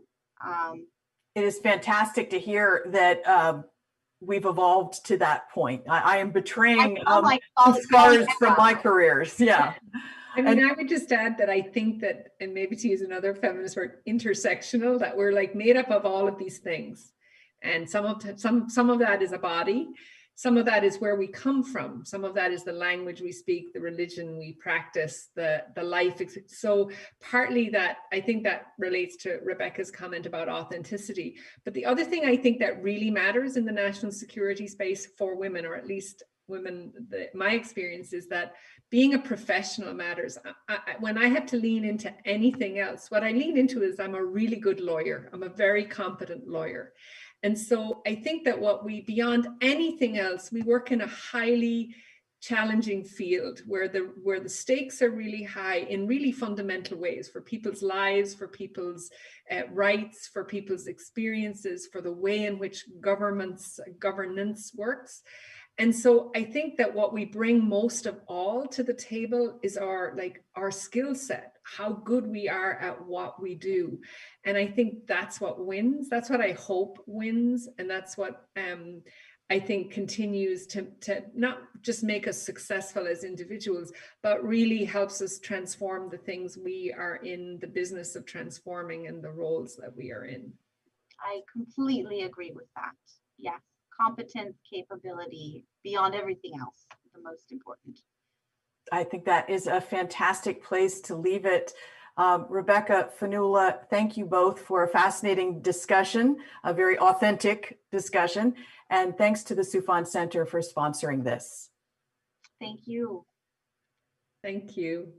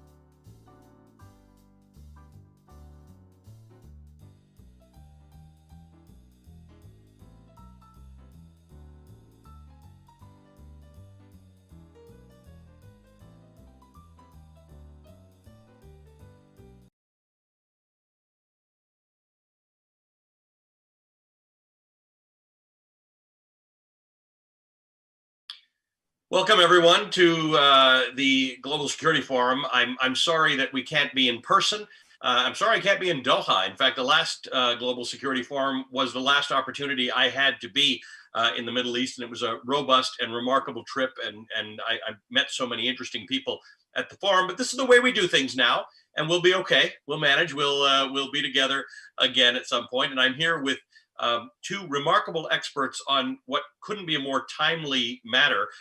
Maria Stephan is, amongst other things, the co-author of Why Civil Resistance Works, the Strategic Logic of Nonviolent Conflict, and the co-editor of Is Authoritarianism Staging a Comeback? These are two issues I've been talking about for months, so I'm so glad to be able to talk to you. And Professor Rami Khouri is the author. He's the director of global engagement at the American University of Beirut, and he is a non-resident senior fellow at the Harvard Kennedy School, from where he is joining us this week. So thanks to both of you. Welcome to both of you for being part of this conversation. And this conversation would have looked different at any week for the last 6 months, because whether you are looking at the United States or you are looking at the world, there has been a great deal of conflict, a great deal of civil unrest, some of it violent, some of it nonviolent, all over the world. Most surprising to me is the degree to which it has taken place since the beginning of the end of May here in the United States. But a couple of years ago, I had a conversation with the documentarian Ken Burns, who had written, he'd done this documentary about the Vietnam War, and he was talking about how we were suddenly in this place of re-engagement, civil re-engagement and protest and sometimes divisiveness here in the United States, the likes of which he hadn't seen since the Civil War, but that he thought seemed to be a continuation of seeds that had been planted in that era, not necessarily because of, I'm sorry, not the Civil War, the Vietnam War, the seeds of which had been planted in that era, so that he saw it sort of as a continuum. Maria, let me just start with you, because you really covered both of these issues, the civil resistance issue and authoritarianism, both of which have come together in our time in the last few years. What are you seeing when you look at the world and America over the last year or so? What are you seeing? Well, Ali, it's great to be with you and Rami, and great to be part of the Global Security Forum this year. Well, the starting point is that we are living in highly contentious times. There has been an explosion of protests and other forms of mass civic action in the United States and around the world, and it's been happening for the past decade or so. So, we've seen, last year, 2019 was named the year of the protester, and we saw just in last year alone, two long-standing military dictators toppled in Sudan and Algeria. We saw other governments removed from power in Puerto Rico and Lebanon, Iraq. We've seen mass protests and demonstrations in this country for racial justice. We've seen protests and demonstrations, boycotts, strikes in places like Chile and Bolivia, focused on mass corruption and inequality. We've seen climate justice strikes, walkouts by youth and others. So all around the world, people are raising their voices. They're using means other than institutions. They're using a wide array of nonviolent action tactics. And at the same time, as you mentioned, we've seen this resurgence of authoritarianism. So at the same time, we're seeing mass protests around the world. It's probably not coincidental that we've seen a backsliding of democracy in this country and around the world, with about 15 straight years of declining global freedoms around the world. So the two are happening in tandem. Rami, what's your take on it? And by the way, you having lived in Beirut for as long as you have, this is a place where so many of the reasons Maria just articulated come to pass, right? Some of these things are about democracy, some of them are about economics, some of them are about basic human rights, some of them are about climate. In the United States, we saw civil unrest around guns and shooting. So many things come to play. And when the unrest was taking place in Lebanon, we were all trying to make sense of what particular protest is this right now? And sometimes it's a bunch of things that come together. Well, that's right. And it's also important to acknowledge, as I've lived through the last 52 years as a journalist, mostly in the Middle East and the Arab world, traveling around. And I've seen throughout the last half a century recurring protests, demonstrations, strikes, attempts to get citizens together to bring about changes in government policies. And they are due to the different reasons which you mentioned. One of them is economic stress, and about 3/4 of the Arab people today, 3/4 of the 440 million Arabs are poor or vulnerable. This is a region of paupers, and the economic stress creates tensions, some of them sectarian, some of them agitation, whatever, people want to immigrate. Then you get militias and violence, and this brings about greater authoritarian responses from the militarized states. And then people take to the streets big time, as they've done in the Arab world from 2010 to today, nonstop, big demonstrations, big protests to bring down the entire government systems. And then you've got the climate issues. People turn on their water, there's no water. They go out into the streets, they don't have public transport, they can't find jobs for their kids. And then you've got the intangible of, you use the term human rights, I use the term human dignity. They don't have any way to protest effectively. They can't hold power accountable, government power or private sector power or foreign military attacks against them. And all of these things together bring about this situation where the final result is that people can't do anything other than go out into the street and ask to change the whole system. The interesting thing is that 10, 20, 30 years ago, people didn't necessarily want to bring down the whole system. They did in one or two places, but that was specific reasons. But they were asking for, increased pay, lower the price of gasoline, change the labor minister. Now they want the total system change because the total system has failed them. And this is what we see. And that's why it's important to understand the multiple dimensions of these issues as they come together. That's a really interesting point that you end on there that I want to pick up with Maria. Here in the United States, I'll just use the same example. What started the protests after George Floyd was that people didn't want to be subject to police abuse. But then it became broader and they started talking about defunding the police, which I'm not sure everybody who says that term means it, or maybe it means something different to them. But then it became about bringing, changing structures. There are people I meet here in the United States who I would not have thought would have said the whole thing is corrupt or the whole thing is against us and the whole thing needs to be torn down. And it strikes me that the authoritarian response, which we also did see here in the United States in the form of militarized responses to it, emboldens people to want to tear down more than just replace the Minister of Justice or impose some limitations and strictures on the police. So how do those things get intertwined? Because sometimes there are highly specific demands, and sometimes it becomes I'm mad at everybody, and by the way, I might loot and burn some buildings down because I'm that mad, because I'm not getting the attention to the topic that I need. Yeah, and it's worth noting too that in the midst of a devastating pandemic after George Floyd's killing, the protests and demonstrations that took place across this country were the broadest and the most persistent in US history. So it is remarkable that you saw demonstrations in over 2,000 towns, villages across this country, including highly conservative areas, places that hadn't seen a lot of protests in the past. And so, I think there are these trigger moments often, whether it is the killing and George Floyd was preceded by so many other Black men and women, Breonna Taylor, Ahmaud Arbery. I mean, there was a whole list. And so there are these trigger moments that understandably, create rage, and people take to the streets to demand justice.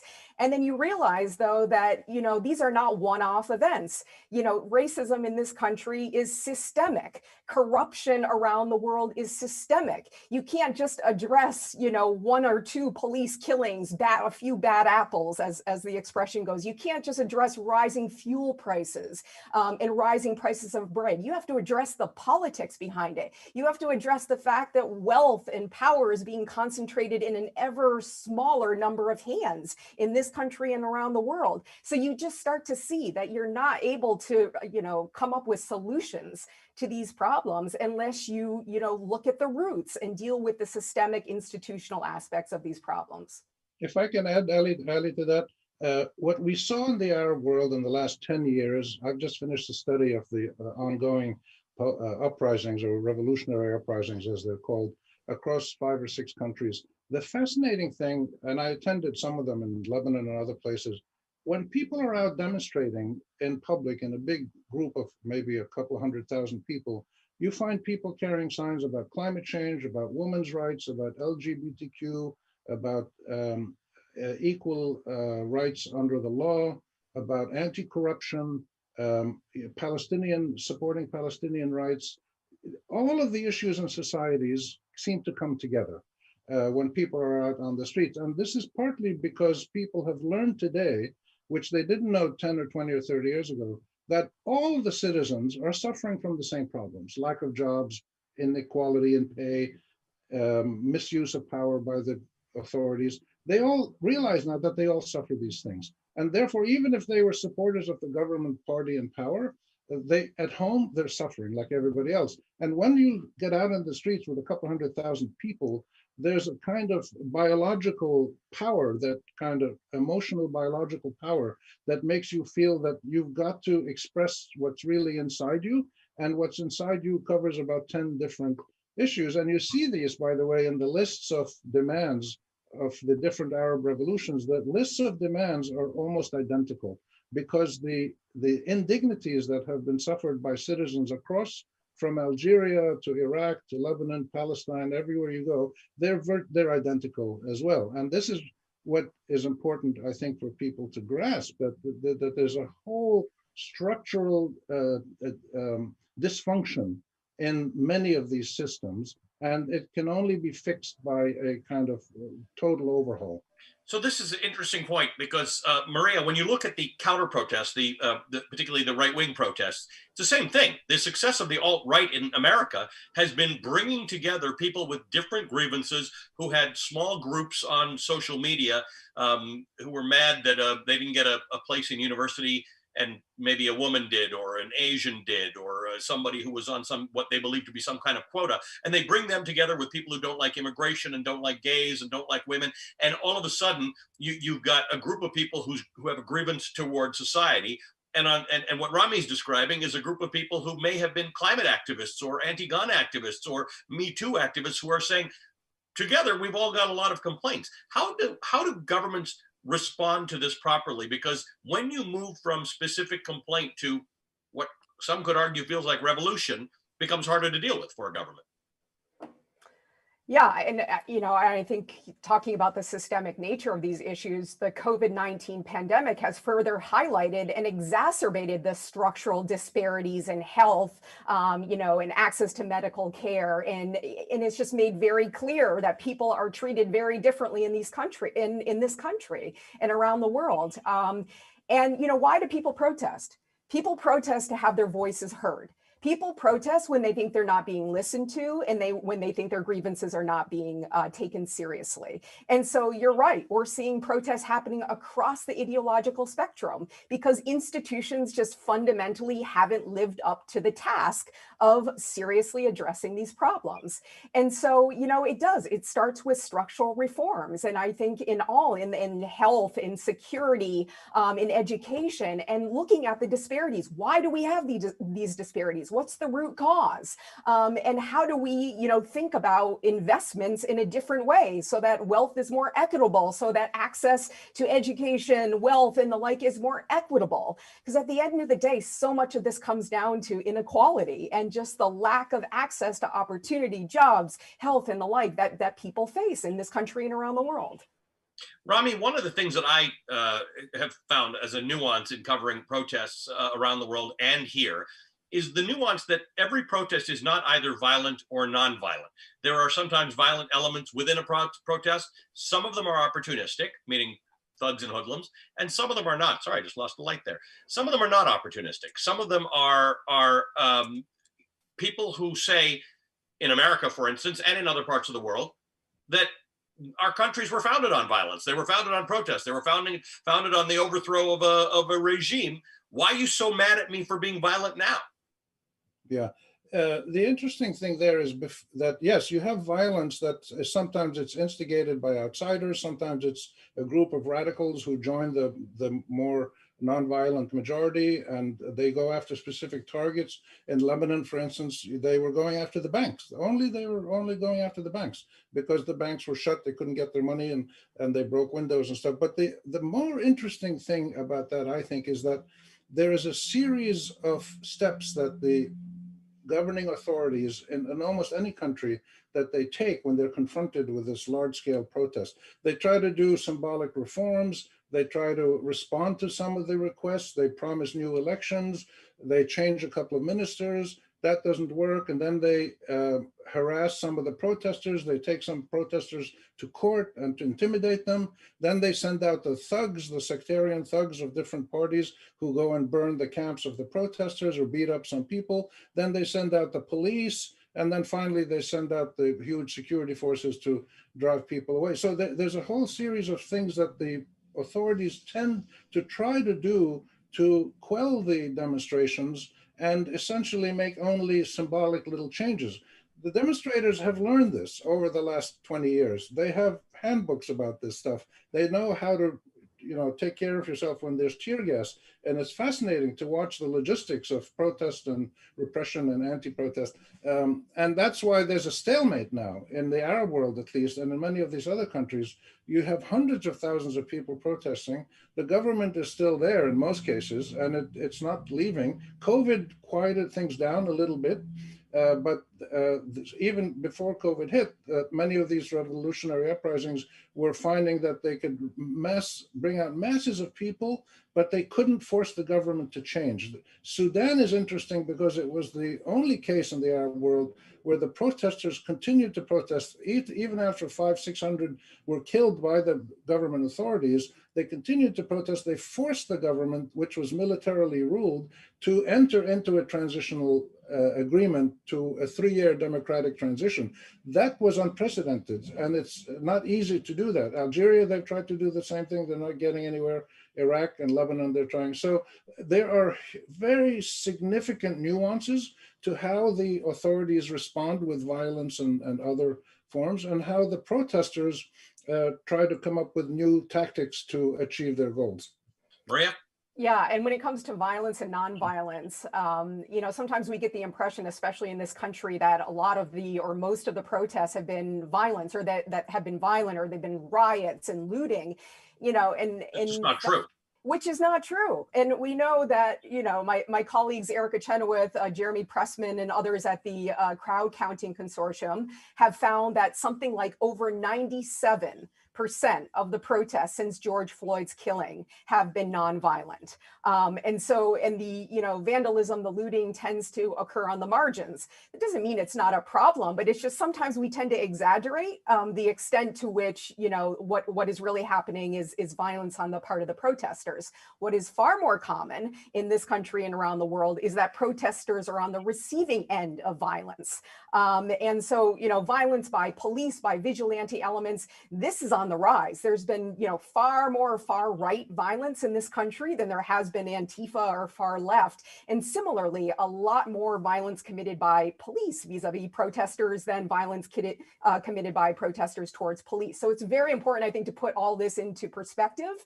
And as Rami said, protesters, activists now know how to train, how to prepare themselves, how to, prepare to maintain nonviolent discipline in the face of provocation and repression, which is sometimes inevitable in these cases. And so they train, they have marshals, they have codes of conduct, they invite large mass participation by women, elderly, others to help maintain discipline, because you win more frequently when you maintain discipline. Well, in Seattle, they brought moms out. They wore T-shirts, and the police still gassed them. But what the people who were against those protests said, Rami, was that, look, they come prepared. They got T-shirts, they've got shields. Mostly they were garbage can lids.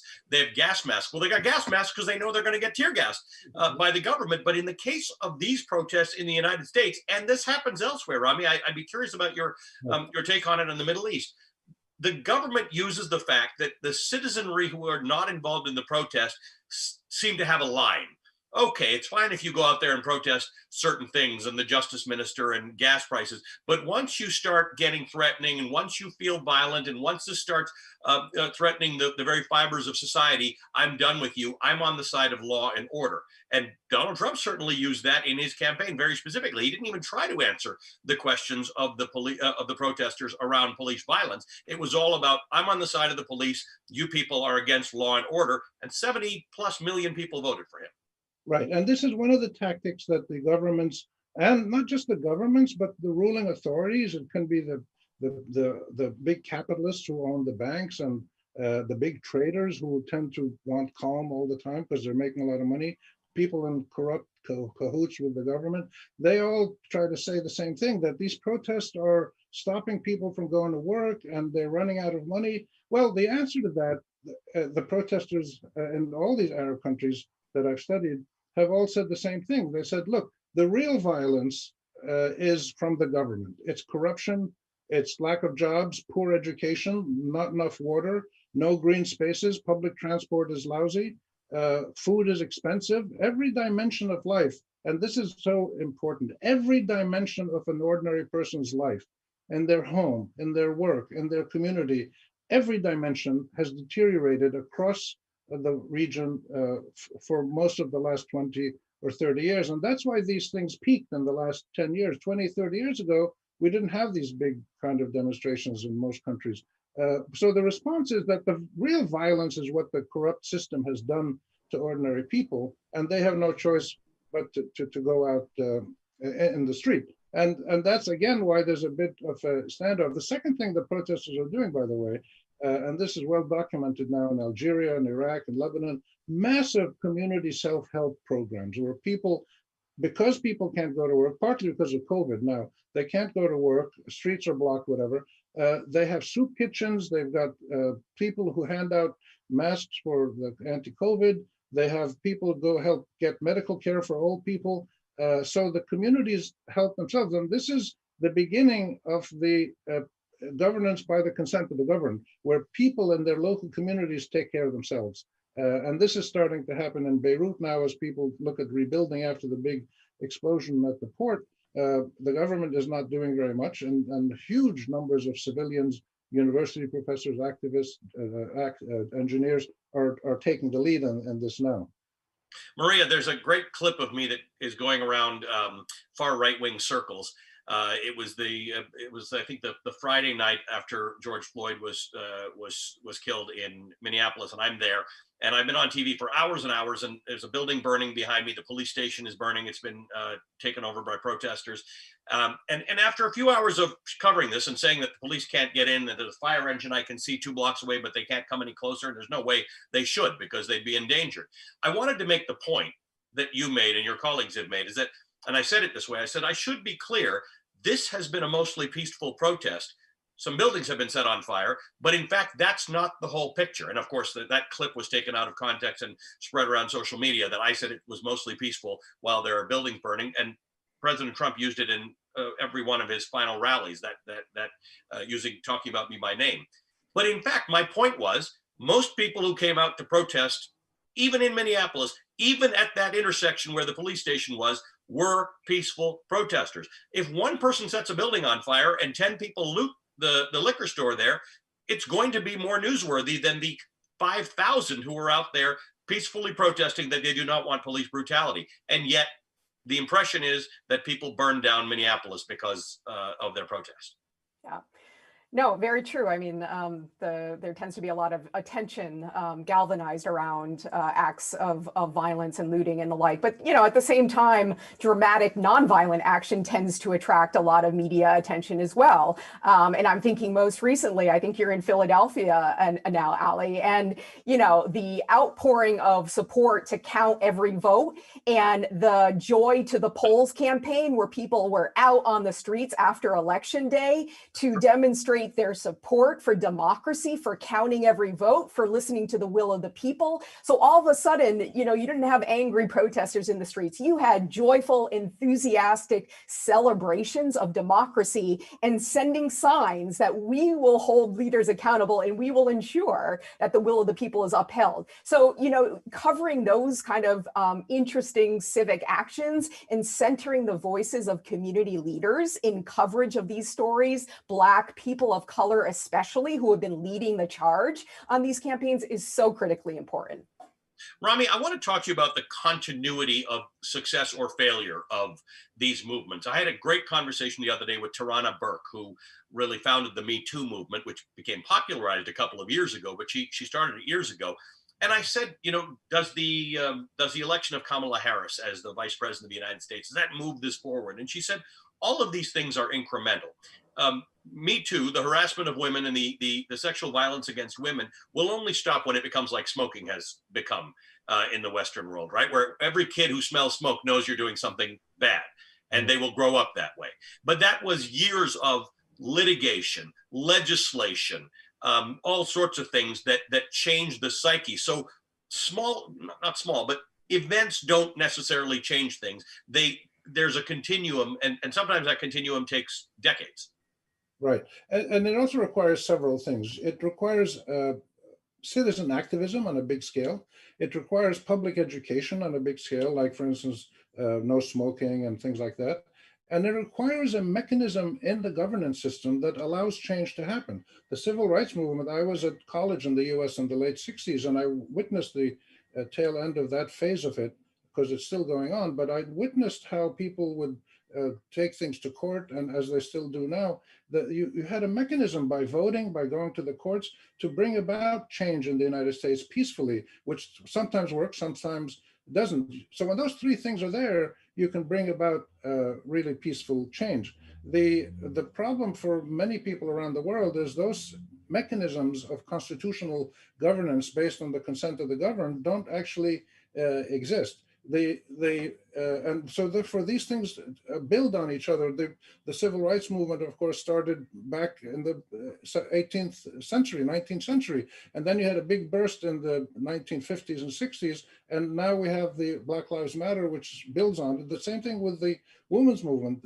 I remember the environmental movement when it started back in high school. We were talking about ecology and stuff in the 1960s, and then it took a big burst when there was mercury in the water in the 1960s, they discovered.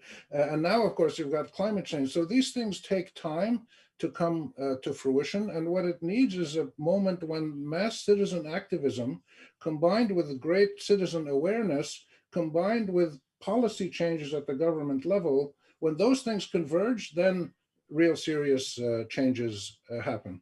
So let's go, Maria, to 50,000 feet on this and say, given everything you've seen in the last year and the last 10 years, where are we on this continuum of change?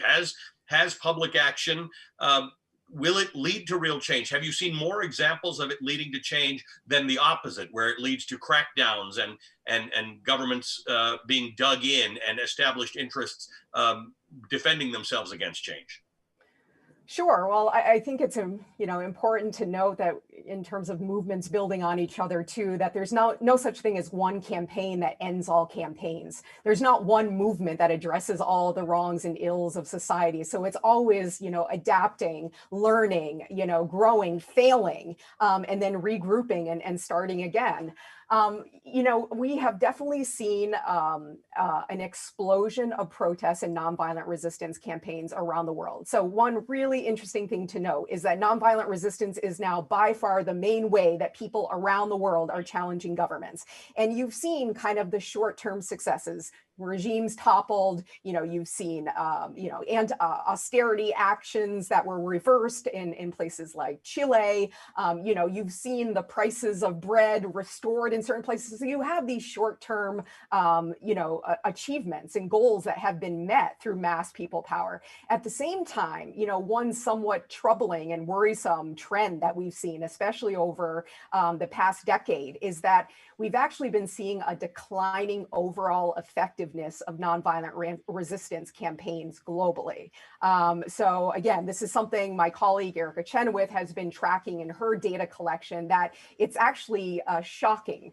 From 2010 to 2019, we've seen a significant decline in overall effectiveness. And we think, you know, the question is why? Why are we seeing this? Well, clearly regimes are learning from each other. They've adapted, they've developed means to deal with these popular protests and movements. We've seen also there's a lot of focus on social media. So there's a lot of, you know, emphasis on fast, quick mobilization, which has its positives, but sometimes that comes at the expense of organizing and building coalitions and preparing to sustain the struggle, which is how you win. You have to be able to stay out there, sustain. And sometimes the emphasis on social media, fast mobilization can kind of counteract that. So I think it's a mixed bag, but I think with kind of internet, people learning from movements around the world is a net plus. People are learning about nonviolent resistance and nonviolent action in a way they never have before. They're taking inspiration from other movements. And so it's always learning, adaptation. And I'm hopeful that we'll continue to see, the success of nonviolent campaigns. Black Lives Matter in this country, significant successes, and it's a long haul, but the amount of public awareness raising that's taken place in a short period of time, pieces of legislation, chokeholds and beyond, people are talking about defund the police. That's how you start conversations. That's how change happens. And so I'm hopeful. Let me just continue with you on that, Maria, for a second. When you talk about Black Lives Matter, to most people, that is a statement. It's 3 words that say Black lives should matter. But so many people took that as not as much as police, or not as much as white lives, or all lives matter. When Me Too came in, I was really surprised by the number of men who thought that was an attack on men. It was a witch hunt for men. Defund the police. It doesn't fit as well on a bumper sticker, but what it means is reallocate resources to things that could be more effective when people are in distress and need help. But defund the police is a shorter sentence. What do you make of the marketing of these things, and whether people who say them should be worried about the way they can be misinterpreted or misused? Sure. And I mean, slogans can always be misinterpreted and misconstrued. And that's also why, public education and awareness and talking about these things, which takes time, is so important. But I can guarantee to you that there were very, very strong reasons why activists and movement leaders have chosen the slogans they've chosen, whether it was Black Lives Matter, defund the police. It's to kind of plant a stake in the ground that this is what we mean. We want to provoke constructively. We want people talking about these things, and there are negotiations to be had. There are compromises to be had, but sometimes you just have to be bold in a statement to get people to think, to ask questions, to actually have the difficult conversations that we need to be having in this country about things like systemic racism and racial injustice. Rami? Yeah, I would add a couple of things to that. The trajectory of protest and change is a never-ending thing, like Maria said. It's kind of like losing weight. You lose weight and you're happy, and for 5 years you're fine, and then you gain weight and you got to do it again. So there has to be a mechanism to keep the gains, to institutionalize the gains you've made, whether it's losing weight or bringing about a democratic process. This is an endless process. The second thing is, we learned in Egypt in 2010, early 2011, when the Mubarak government was brought down. They had quick elections. The Muslim Brotherhood won because they were the most organized, and they took power democratically. They actually had power in parliament. They proved to be pretty inefficient and incompetent, really, but they did make a transition to real democratic power through elections. But what we learned is that all society had not had, including them, had not had the opportunity to learn how to exercise power in a democratic, pluralistic constitutional system.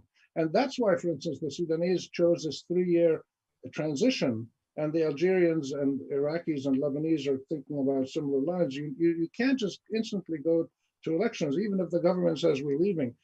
People need to learn how to organize into parties, into civic groups, into interest groups, and build mechanisms of checks and balances and accountability. That takes a long time. The United States is still learning how to do this after whatever it is, 230 years or whatever it is We have to see this as an endless, ongoing mechanism in human nature and democratic societies, of which only a few have been democratic for a long time.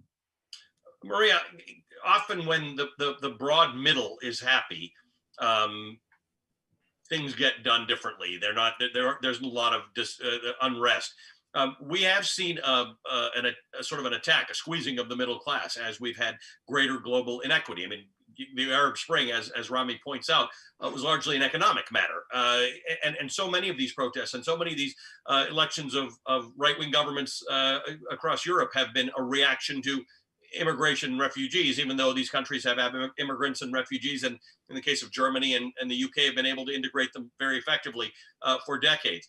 Same thing in the United States. As we see greater inequality, people see the system working for them less and are more likely to protest it. Is one of the fixes to this thing figuring out how to keep more people happy and fed and going back? You know, we're catering to extremes these days.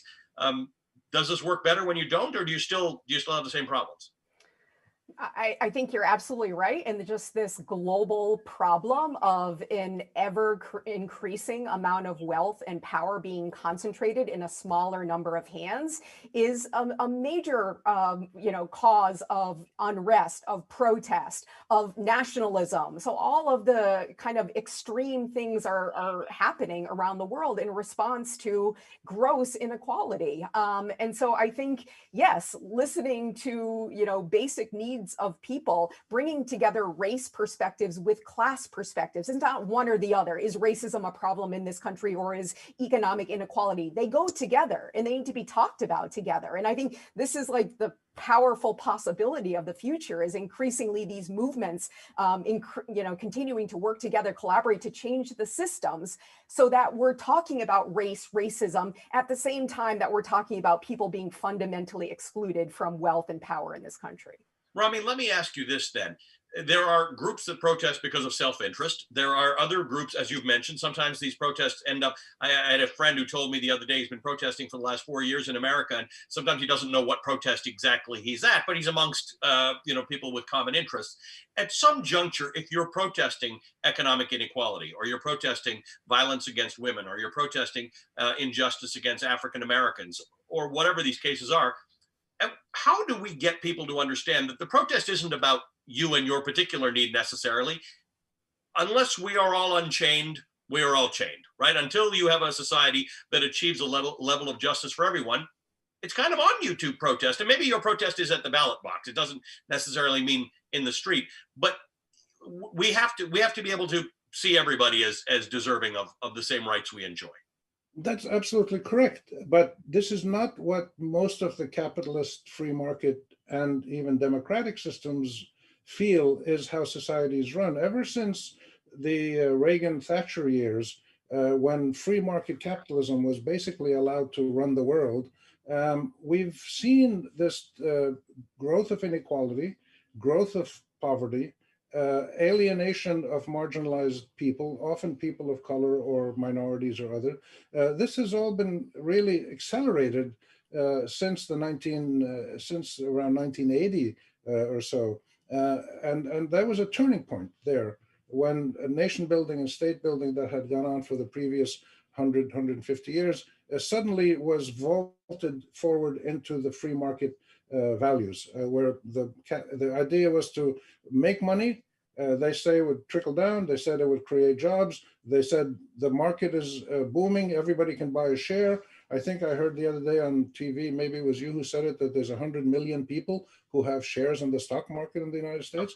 But that has not worked because it has alienated a majority of people. And this is why you get 70 million people voting for Trump for various other reasons than pure economics, but the sense of alienation, marginalization. So I think we've got to look at the market systems, the economic market systems, as well as the principles of freedom and democracy and equality. And that's a much more complex thing to do, but it's necessary to do.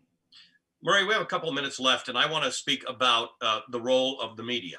in all of this. All of these things, for all of the time that we've discussed protests, the media has played a role in the upholding of capitalism, in the upholding of these free trade agreements that have turned out to be not so fair to people. And now in the coverage, the bearing witness of these protests and the holding of power to account.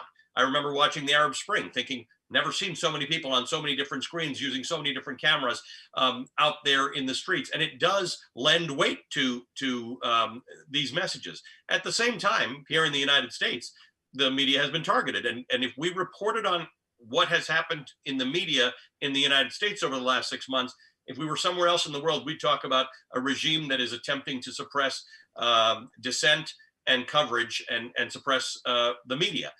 How do we think about this? You know, when I first heard, you know, the Trump declare media to be the enemy of the people, it just brought this terrible deja vu of, you know, listening to authoritarians and dictators in other countries around the world attacking the free press, criminalizing dissent, demonizing the opponent. And it's just, you know, it's, you know, so highly problematic in this country. And I think free press is the bedrock of our democracy. So too is protest. And this is where the two go together. I think increasingly, you know, having and encouraging media coverage of protests that looks at the whole history and tradition of protests leading to positive social and political change in this country, and reporting on that and telling the story of how it began with American independence. You know, in schools, we study the Boston Massacre and all the, you know, bloody battles that took place. And we forget that, you know, the colonies were de facto independent before the first shot was fired because of no taxation without representation, because of the Declaration of Independence, because of mass civil resistance and non-cooperation. And then it, you know, all the way through anti-slavery movement, suffrage, civil rights, labor, you know, achieving fairness for workers in the workplace, you know, to the present of Black Lives Matter, gay rights, environment. So I think telling the whole story of the history of this country and how all the pieces of democracy are connected, and ultimately we need each other. We need all these pieces to come together in order to rebuild and move forward and achieve real democracy in this country. And Rami, you know, in the United States, we're at least starting from a fact that people like me have the protection of the Constitution to do what we have. But in a lot of countries that you studied, the press didn't start with those protections and still doesn't have them. That's right. And that's why social media has become such a big thing all around the world. It's an alternative to the free and democratic press system.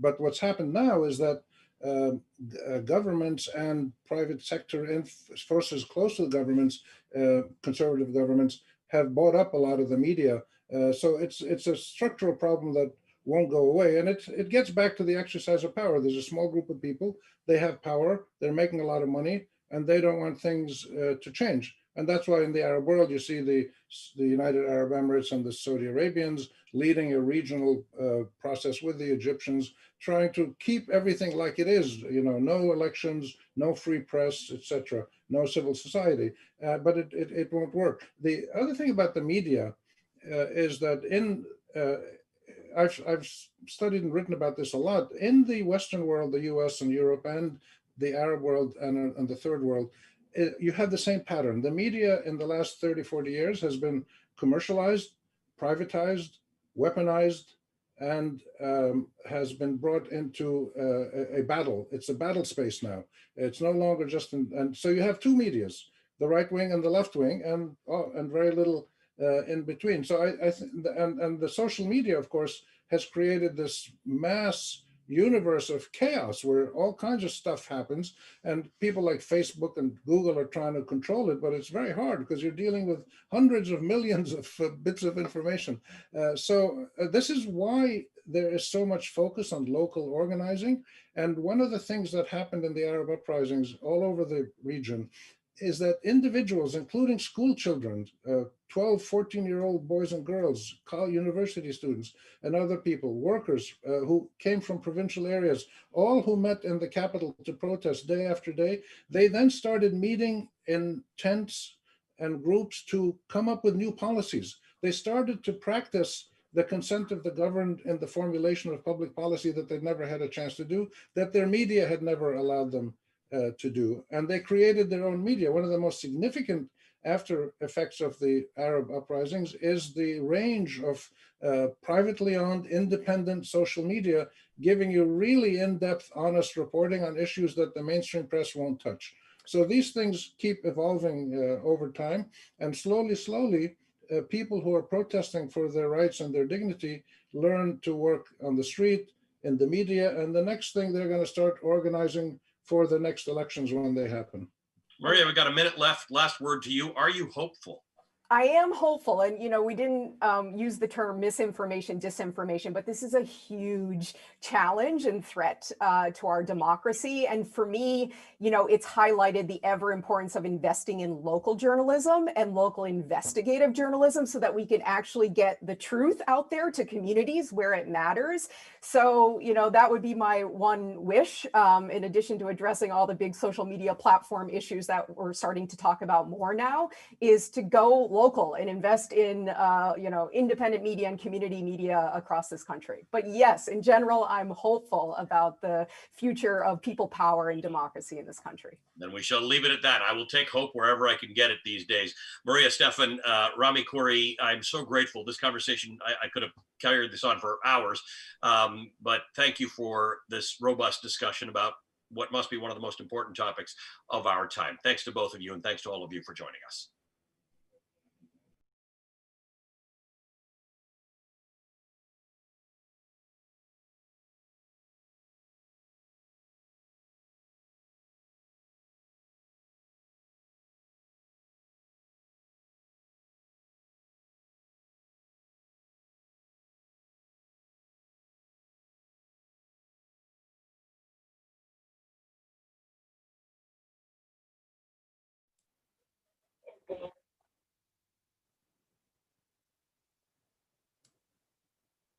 Good afternoon, excellencies and distinguished guests. I'm Dr. Colin Clark, a senior fellow at the Soufan Center, part of the team responsible for organizing the 2020 Global Security Forum, along with key strategic partners, including Qatar International Academy for Security Studies, New America, Defense One, and the United Nations Counterterrorism Executive Directorate, or CTED. We just concluded day 2 of the forum, another exciting day with a full slate of world-renowned experts addressing topics that included the impact of COVID-19 on counterterrorism, an assessment of the global terrorism threat, the emergence of new forms of violent extremism, the role of women in national security, and the rise of global protest movements. Throughout the course of the day, we heard similar themes permeating each of the panels and discussions with real, practical advice and policy recommendations offered by our speakers on how to think about regional and national security challenges. At the core of all of these conversations was the issue of weak governance, the fragility of political systems, the necessity of capacity building efforts, and the importance of inclusion, equality, and human dignity. The day kicked off with a riveting panel discussion with members of the Global Research Network and the UN Counterterrorism Executive Directorate regarding COVID-19 and counterterrorism, key global trends and challenges. This panel, moderated by Chief of Branch for UN CTED, David Sharia, highlighted leading members of the GRN and discussed how COVID-19 exacerbated inequalities and functioned as an accelerant for terrorist groups. From the Sahel to Central Asia, GRN researchers discussed the impact of poverty and the protection of existing livelihoods on civilians' willingness to consider joining militant groups. In a fireside chat between Ambassador Nathan Sales, Ambassador at Large and Coordinator for Counterterrorism at the State Department, and Peter Bergen, CNN National Security Analyst and Vice President for the Global Studies and Fellows at New America Program, Ambassador Sales spoke about how the United States and its allies are using the full panoply of tools of national power to counter terrorist groups like Al-Qaeda, the Islamic State, and their affiliates and franchise groups worldwide. In addition to kinetic strikes, there is a significant focus on capacity building efforts able to address border security, law enforcement, counter-threat finance, and counter-messaging. While military operations against terrorists might garner the most media attention, capacity building efforts and diplomacy remain at the front end of the life cycle of dealing with terrorist enterprises. We also heard about the challenges of countering violent extremism from Gilles de Kerchove, EU Counterterrorism Coordinator, and Assistant Secretary General Michel Kony. Executive Director of the Counterterrorism Committee Executive Directorate, in a panel moderated by Karen Greenberg, Director of the Center on National Security at Fordham Law. This panel highlighted various ways the terrorist threat has morphed. Groups like Al-Qaeda, ISIS, and the Taliban are still active and still exploiting governance gaps, buoyed by an ideology that finds resonance among individuals and groups with a litany of societal grievances. Other forms of extremism, including extreme right-wing, left-wing violence, and technophobia, make the threat landscape more diverse than it has been in decades. And as Assistant Secretary General Kone astutely observed, the impact of COVID-19 in conflict zones has been an accelerant akin to a Molotov cocktail layered on top of an already volatile situation in various regions. In the afternoon, Rebecca Weiner, Assistant Commissioner at the NYPD Intelligence Bureau, and Fionnuala New-Orleans, United Nations Special Rapporteur on the promotion and protection of human rights while countering terrorism, spoke with Kimberly Dozier, Time contributor and CNN Global Affairs analyst, about the importance of gender and the role of women in national security. This discussion highlighted the need for political systems to help produce equality, as well as the range of factors and variables that can enable and facilitate greater access for the role of women in national security, foreign policy, and leadership positions. Wrapping up day 2 was a panel with Rami Khoury, American University of Beirut Director of Global Engagement and Harvard Kennedy School Non-Resident Senior Fellow, and Maria J. Stefan, co-author of Why Civil Resistance Works, The Strategic Logic of Nonviolent Conflict, moderated by Ali Velshi, MSNBC anchor and correspondent for NBC News and MSNBC. This was perhaps the perfect way to close out the day because the discussion took a step back and began to offer high-level strategic overviews of some of the most salient drivers leading to the rise of global protest movements. Widespread inequality, weak governance, political polarization, and social marginalization are at the heart of cascading instability and, in some cases, encroaching authoritarianism. Corruption, human rights abuses, and economic stressors have combined to exacerbate regional and national security challenges on a level previously unseen in modern times. And while you may come away from today focused on how daunting these challenges seem, it's also crucial to consider the myriad policy recommendations put forth today by our wonderful panelists, who each articulated concrete, practical steps to operate in a world of uncertainty and disorder while coming together to manage security challenges in an increasingly complex landscape, a landscape which has been dramatically complicated by the COVID-19 pandemic. We hope you will join us tomorrow for day 3 of the forum, where our panelists, discussants, and featured speakers will focus on the impact of disinformation and the evolving nature of the global information environment. In addition to another full day of high-level discussions, tomorrow's lineup will include a fireside chat between Kevin Barron, Executive Editor of Defense One, and Director Christopher Krebs, Director of the Cybersecurity and Infrastructure Security Agency, CISA, at the Department of Homeland Security, covering foreign interference and election meddling. Thank you for attending, and we hope to see you all tomorrow.